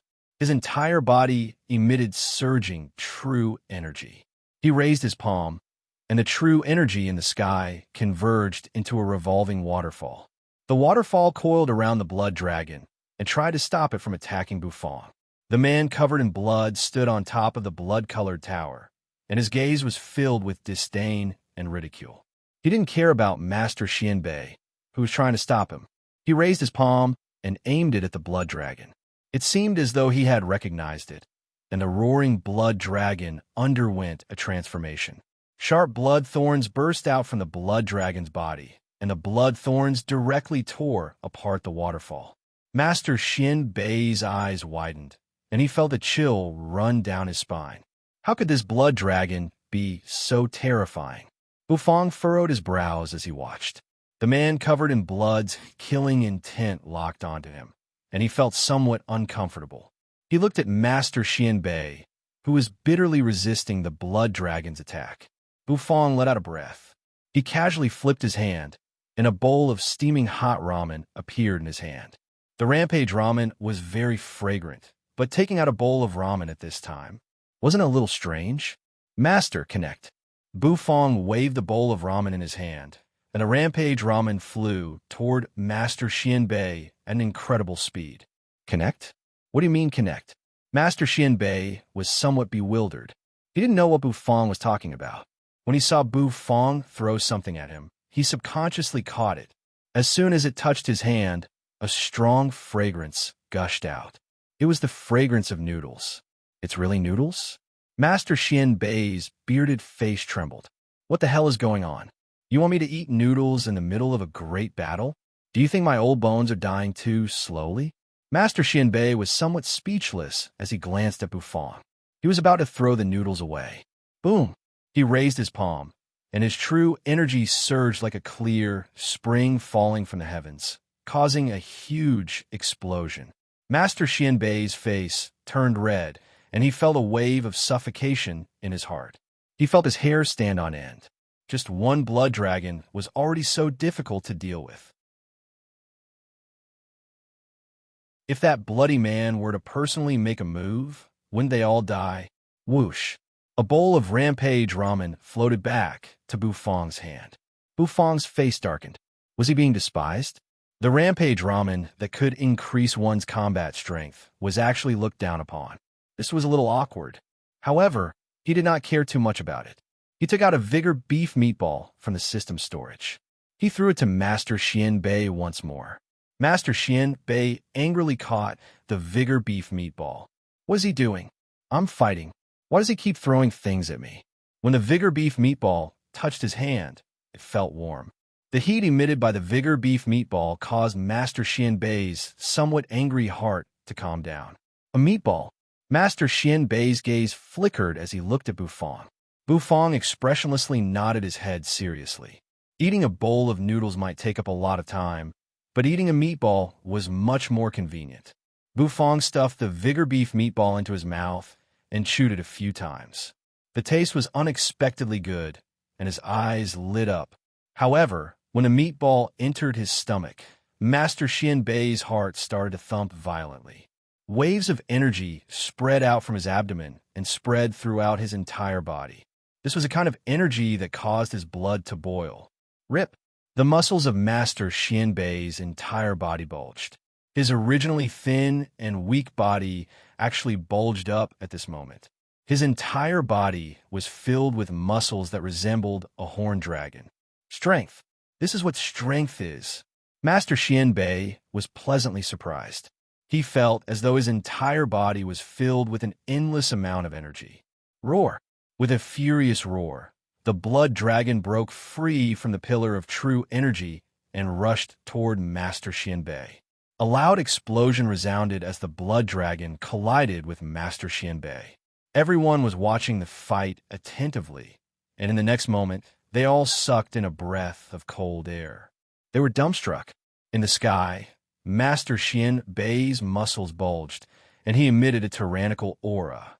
He let out a long roar and tore the blood dragon into two halves. Blood rained down on Master Xianbei's body. The unparalleled power he felt made him feel as though he was invincible. He was old but vigorous. Everyone was speechless. Even the man covered in blood squinted his eyes. He was somewhat surprised. Master Xianbei was the one who was the most shocked. It was impossible for his physical strength to suddenly soar for no reason. Could it be because of that meatball? However, that was just a meatball and not an elixir. How could it have such an effect? It was simply inconceivable. Master Xianbei was somewhat confused. However, this wasn't the time to think about it. He clenched his fists, and the energy contained within them seemed as though it was about to explode. Stepping in the air, Master Xianbei's white beard and hair fluttered in the wind as he boldly charged toward the man covered in blood. He knew that the man covered in blood was the key. After the man covered in blood recovered from his initial shock, his eyes regained their usual coldness. He looked at Master Xianbei, who was rushing toward him, and sneered. "Trash! Since you are courting death, I will fulfill your wish." Swoosh! Swoosh! Master Xianbei felt a gust of wind coming from his side. When he turned his head, he saw a blood dragon opening its mouth wide and charging toward him. He was instantly blasted to the ground by the blood dragon. 1, 2, 5 blood dragons hovered in the air. Their blood energy illuminated everyone's eyes, making them look bloodshot. The smell of blood and killing intent filled the air, and everyone's body stiffened. Pucci, Master Xianbei, was sent flying in a sorry state. He created a huge crater in the ground, and he didn't even have the strength to climb out of it. Your blood is my greatest joy. Don't be anxious. Come at me one by one. The man covered in blood said coldly. What kind of monster was he? The geniuses present all sucked in a breath of cold air. Master Xianbei was an existence in the divine physique echelon who had broken through 3 supreme being shackles, yet he was defeated so easily. The man covered in blood didn't even make a move. How strong was that man covered in blood? Did he break through 4 supreme being shackles? Or did he reach the limits of the divine physique echelon and break through 5 supreme being shackles? A terrifying killing intent filled the air, and everyone felt extremely stifled. Everyone present was a genius, and they were naturally unwilling to be suppressed like this. Roars resounded unceasingly, and their auras soared into the sky. They were struggling to break free from the terrifying pressure of the man covered in blood. The Grand Baron Sex Yi Cheng held a stone sword in his hand. The originally blunt stone sword had become extremely sharp, and it seemed as though it could cut through the air. A beam of sword chi slashed down, blasting towards the bloody man in the sky. Die! The man covered in blood had an ice-cold gaze, and he didn't care about the sword energy. The sound of chains colliding resounded behind him, and numerous blood-colored chains swayed behind him. 1, 2, 3, 4, 5. It really was a total of 5 supreme being shackles. The peak of the divine physique echelon. 2 arms, 2 legs, and 1 Niwen palace. 5 supreme being shackles were broken, crack. With a loud bang, a monstrous blood-colored palm slammed down on Yi Cheng. Yi Cheng despaired. An existence that had broken through 5 supreme being shackles wasn't someone he could fight against. Pucci. Before the blood-colored palm pressed down, Yi Cheng spat out a mouthful of blood. He couldn't hold on to his stone sword any longer, and he fell to the ground. Rumble. The blood-colored palm smashed down, and Yi Cheng didn't even have time to scream before he was smashed into meat paste. One of the Grand Baron Sec's 10 geniuses had fallen. Their hair stood on end. Looking at Yi Cheng's miserable state, the crowd no longer had the will to fight back. Run. The puppet sex experts, the Wind and Thunder Pavilions, Xiao Changyun, the Heavenly Pill City's experts, and the Heavenly Shine City's experts all burst forth with their fastest speed, fleeing in all directions. An existence that had broken through 5 supreme being shackles had actually appeared in a secret realm. It was simply a nightmare. An expert at the peak of the divine physique echelon was the cornerstone of every first-rate faction. He was a true apex expert. They weren't fools. The moment their opponent's strength burst forth, they knew that it was time to escape. Although the opportunity was good, they still needed to be alive to obtain it. Escape? The man covered in blood sneered, and the coldness in his eyes intensified. Blood arrows whistled through the air, and they instantly pierced through the bodies of the geniuses. Xiao Changyin let out a miserable howl. He wanted to resist, but he couldn't. He discovered that his abdomen had been pierced by a blood arrow, and his blood was flowing out rapidly. He was somewhat frightened. Mu Chenfeng was fleeing at full speed, but an arrow fell from the sky and nailed him to the ground. His white robe was stained with blood, and his aura was dispirited. How could they, who had broken through 1 or 2 shackles, be a match for an expert at the peak of the divine physique echelon? Although they didn't know whether the man covered in blood had reached the divine physique echelon perfection realm or not, just the fact that he had broken through 5 supreme being shackles was enough for him to instantly kill all of them. Miserable howls resounded unceasingly. Many experts were pierced by the blood arrows, and fresh blood gushed out of their bodies. Heavenly Pill City's Mu Chenfeng died. Wind and Thunder Pavilions, Xiao Changyin died. The puppet sect's two great experts were heavily injured. The entire space seemed to have turned into doomsday, and the aura of death pervaded the air. The man covered in blood stood proudly on the blood-red tower, and he couldn't help but narrow his eyes when he felt the blood energy flowing into his body. Yang Meiji was in a sorry state as she dragged Master Xianbei out of the deep pit. When she saw Master Xianbei's miserable state, she sucked in a breath of cold air, and her whole body trembled. Master Xianbei's bones were all twisted, and his aura was extremely dispirited. It seemed as though he had aged a lot in an instant, and his vitality was almost non-existent. The man covered in blood's gaze fell on Yang Meiji and Master Xianbei. He casually flicked his finger, and an arrow of blood whistled out. Yang Meiji felt that it was difficult for her to breathe.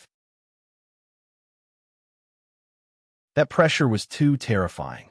She was just a half-step divine realm expert, so how could she withstand the attack of a peak divine physique echelon expert? I'm going to die, Yang Meiji despaired. Just as the blood arrow was about to pierce through the two of them, a loud bang rang out. A spinning black wok appeared in front of her. When the arrow of blood collided with the black wok, a loud explosion resounded, and the black wok was sent flying dozens of meters away. When it landed on the ground, a cracking sound echoed out. Bufang gasped for breath, and his eyes widened. Strong, too strong. That man covered in blood was too terrifying. The man covered in blood narrowed his eyes. He still hadn't settled the debt with this ant, yet this fellow didn't run away. Instead, he dared to jump out of his hiding place. In that case, he should just die. Just when a man covered in blood was about to kill Bufang, his mind suddenly moved. He looked into the distance. There, monstrous waves swept over, and the collision of seawater and magma gave rise to surging heat waves. An ice-cold, pitch-black ancient ship slowly sailed out of it. A graceful figure stood proudly in front of the ancient ship, and her long hair fluttered in the wind.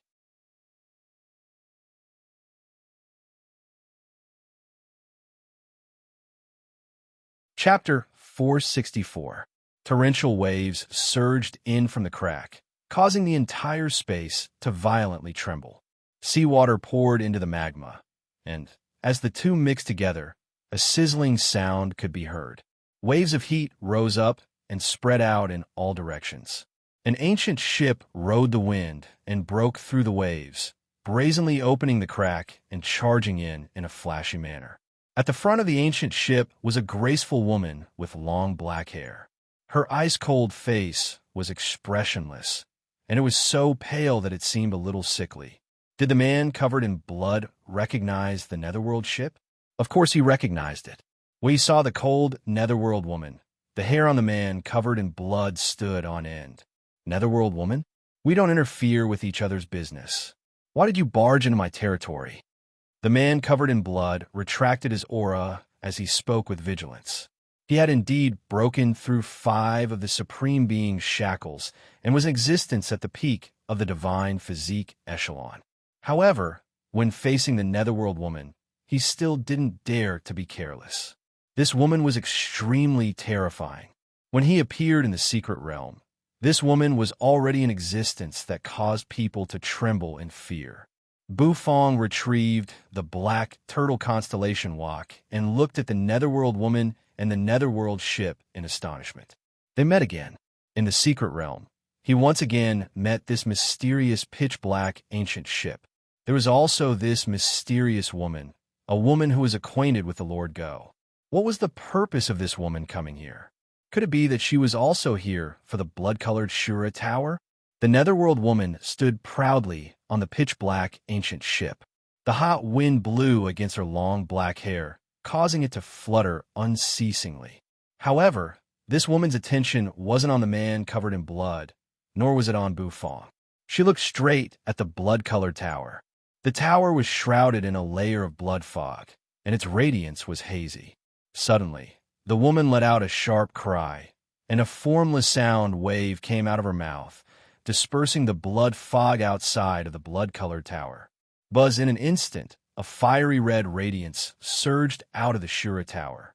There seemed to be something suppressed at the bottom of the tower. Bufong's pupils constricted, and his gaze pierced through the blood-colored tower. He saw an egg. There were mysterious fluctuations and energy fluctuations spreading out from it. Egg? There's an egg under the pagoda? However, Bufong's eyes quickly narrowed as his breathing became a little hurried. He discovered that there were 3 stalks of green grass growing around the egg. The grass emitted a hazy radiance, and its appearance was rather peculiar. It was like a winding dragon, baring its fangs and brandishing its claws as it roared into the heavens. This was the bone metamorphosing dragon grass. He had searched far and wide for the bone metamorphosing dragon grass, but in the end, he had found it in such a strange way. This bone metamorphosing dragon grass was the key to Bufong's mission. The phoenix egg belongs to me. The netherworld woman glanced at the phoenix egg before her ice-cold gaze fell on the man covered in blood. Her goal was the phoenix egg. It was a phoenix egg that could allow her to improve her cultivation further, allowing her to take that final step. The blood man's pupils constricted, and he emitted a cold intent. This netherworld woman's target was actually the phoenix egg. This was a little difficult. If he wanted to completely awaken the Shura Tower, he would need a sufficient amount of fresh blood to raise his cultivation to the point where he could bear the weight of the Shura Tower. He would also need the Shura Tower to absorb a sufficient amount of the phoenix egg's essence. The reason why the Gourmet Island was called the Gourmet Island was because it was nourished by the phoenix egg's essence. That was why there were so many strange-looking spirit trees and spirit herbs growing on the island. It was also because of the phoenix egg that the island had the densest spiritual energy in the entire Cloud Sea secret realm. Previously, the reason why the netherworld woman wasn't attracted was because he was trying his best to conceal it, and the Shura Tower was continuously absorbing the phoenix egg's aura. But now, because of the intrusion of these ants, the phoenix egg's aura leaked out, and it actually attracted the netherworld ship and the netherworld woman. This really gave him a headache. The blood man took a deep breath, and his gaze gradually became ice cold as he looked at the netherworld woman. He definitely couldn't give her the phoenix egg, as it was the key to awakening the Shura Tower. Without the phoenix egg's essence, his cultivation wasn't enough to awaken the ancient Shura city's divine tool. Bufong picked up the black turtle constellation Wak as he gasped for breath. His gaze drifted toward the Shura Tower. The Shura Tower's blood-red walls were transparent, and there was an egg that was emitting a brilliant light. That egg was roughly as tall as a human, and it was filled with fiery red vein patterns. The bone metamorphosing dragon grass was floating around the egg. Bufong licked his lips, and his eyes lit up. That was a phoenix egg. It was an unimaginably good ingredient. The higher the grade of the ingredient, the better the taste. The phoenix egg's grade was definitely very high, and its taste would definitely be wonderful. If he could taste such a delicacy, just thinking about it caused him to feel excited. Take this old man and leave this place first. While the blood man and the netherworld woman were confronting each other, Bufong said to Yang Meiji, who had just escaped from death. At this moment, Yang Meiji was crying her eyes out. She took out elixirs from her spatial spirit tool and stuffed them into Master Xianbei's mouth. She had such a huge body, but she was crying like a little girl, and this caused Bufong to feel a little strange. "What about you?" Yang Meiji asked as she sobbed. "I still have some matters to take care of. This place is too dangerous, so you should leave quickly." Bufong furrowed his brows as he said indifferently. Yang Meiji was at a loss for words. She actually wanted to ask Bufong to leave with her, but the latter's undeniable expression made it difficult for her to open her mouth. Master Xianbei's life was saved, but his injuries were very serious. He had to be treated immediately, and it was impossible for him to do so in this place. "Let's go," Bufong said once more. After he finished speaking, he no longer paid attention to her. If they didn't leave now, while the blood man wasn't paying attention to them, when would they leave? Bufong wanted to complete his mission, and he also had some improper thoughts about the phoenix egg. That was why he couldn't leave. However, Yang Meiji was different. She clenched her teeth and carried Master Xian Bei on her back. She started running away. She had no choice but to run away. The gaze of the blood man who had broken through 5 supreme being shackles fell on her body, and she felt a chill run down her spine. The blood man raised his palm, and blood energy gathered in it. It transformed into a blood-colored spear, and it shot out with incomparable sharpness. It shot out toward Yang Meiji. It wanted to pierce through both her and Master Xianbei at the same time. Bufang furrowed his brows and took out a bowl of steaming hot ramen. He finished it in 2 mouthfuls and stuffed a vigorous beef meatball into his mouth. Bang! When Bufang ate 2 functional dishes at the same time, he felt as though his body was about to be torn apart. His true energy surged crazily, and he felt as though he was about to explode. When he held the golden dragon bone kitchen knife in his hand, he poured his true energy into it. In an instant, the knife became resplendent, and a dragon roar resounded. The phantom of a golden divine dragon spiraled out of the golden dragon bone kitchen knife, and it floated behind Bufang. Bufang held the kitchen knife with one hand, and his aura burst forth without restraint. He rotated the knife and slashed out. The golden blade energy accompanied the dragon's roar as it slashed toward the blood spear. Overlord 13 blades. In an instant, Xiao Bai's eyes turned white, and a radiance burst forth from his body. The array was awakened, and a pair of metal wings spread open as he soared into the sky. Xiaopi also became enormous, and Xiao Bai stood on Xiaopi's back. The 2 of them charged toward the man covered in blood.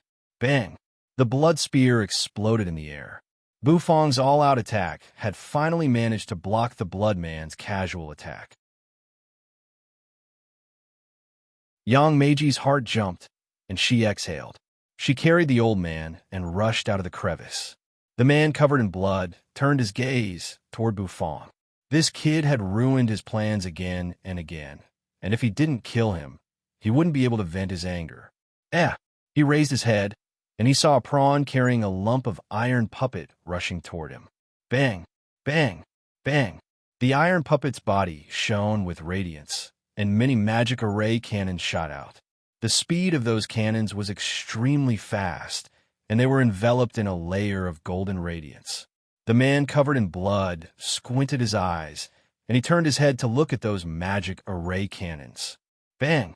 The cannons exploded a few meters away from the man covered in blood, and it seemed as though they were blocked by an invisible force. It seemed like the walls of the blood-colored tower had blocked the man covered in blood. Xiao Bai froze for a moment. Bang! Bang! Bang! He fired several cannons, but they all exploded in the air, and he couldn't get close to the man covered in blood. Even I can't get out of the Shura Tower's isolation, and a lump of iron wants to break in. The man covered in blood laughed hoarsely. He raised his hands. In an instant, blood energy filled the air, and it turned into 2 towering blood-colored palms. Bang! It was as though he was swatting mosquitoes, and both Xiao Bai and Xiaopi were hit. They were ruthlessly pressed against the ground. They couldn't move at all. The Netherworld woman stood there indifferently, and it seemed as though she didn't have any desire to attack. Her gaze was fixed on the phoenix egg. Bufang licked his lips when he saw Xiao Bai and Xiaopi being suppressed. Although they were suppressed, their lives weren't in danger. In the next instant, Bufang raised his kitchen knife and dashed toward the phoenix egg. His speed was extremely fast, and it seemed as though he was creating a huge wave. Bufang didn't know that he could actually run so fast. When the man covered in blood saw Bufang running toward the phoenix egg, he was infuriated, and the blood energy in the air started boiling. Numerous blood-colored spears gathered together, and they whistled toward Bufang. The Netherworld woman also let out a sharp cry. Her long black hair fluttered in the wind. She stepped on the deck of the ship with her sparkling feet, and she flew out like a fairy scattering flowers. Her speed became even faster as she chased after Bufang. Bang! Bang! Bang! One after another, the long spears smashed into the ground, shattering it into pieces. Bufang quickly dodged the rain of spears. His mental energy was revolved to the extreme, and it seemed as though it was about to combust. A piercing pain came from his head. His body moved like a ghost, and he dodged left and right.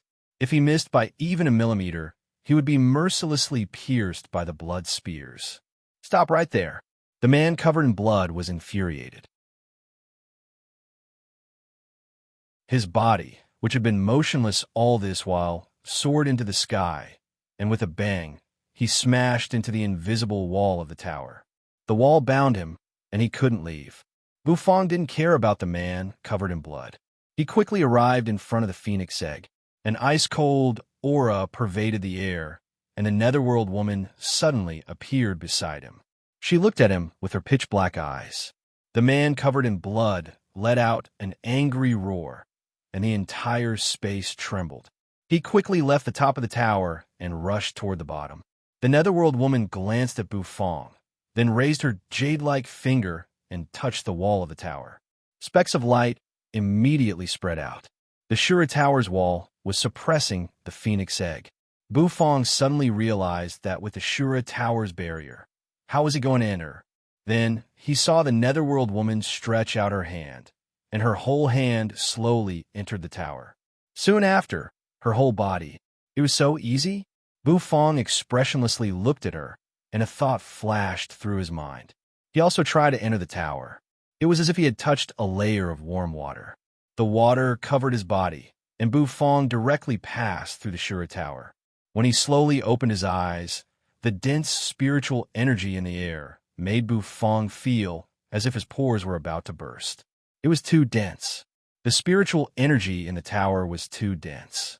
Bufong turned around and patted the Shura Tower. However, he touched a solid object. Once he entered, he wouldn't be able to leave. Bang! A dense smell of blood pervaded the air. A figure descended from the top of the tower, and a monstrous killing intent swept out. The terrifying pressure of heaven and earth caused the surroundings to tremble. The man covered in blood finally appeared. There's a path to heaven, but you refuse to take it. There is no door to hell. You are courting death. Then go to hell. The man covered in blood had enough of this annoying ant. It was time for him to die. Roar! Countless drops of blood converged and formed a giant palm that covered the sky. It smashed toward Bufong, and it was unstoppable. The netherworld woman glanced at Bufong and turned around without the slightest hesitation. She didn't choose to save Bufong. Bufong's life and death had nothing to do with her. In an instant, the feeling of death enveloped Bufong's heart. He couldn't block it. He really couldn't block this palm. Bufong's heart trembled. His strength was too weak. Was he going to die? The blood-red palm became bigger and bigger in Bufong's eyes. In the end, it filled his eyes. However, within the blood-red sky, there seemed to be a white light floating out. Then a pitch-black dog paw stretched out and swatted at the blood-red palm. You're tuning into the Warrior Lore YouTube channel. Don't forget to subscribe and join us on this journey to catch the most captivating stories.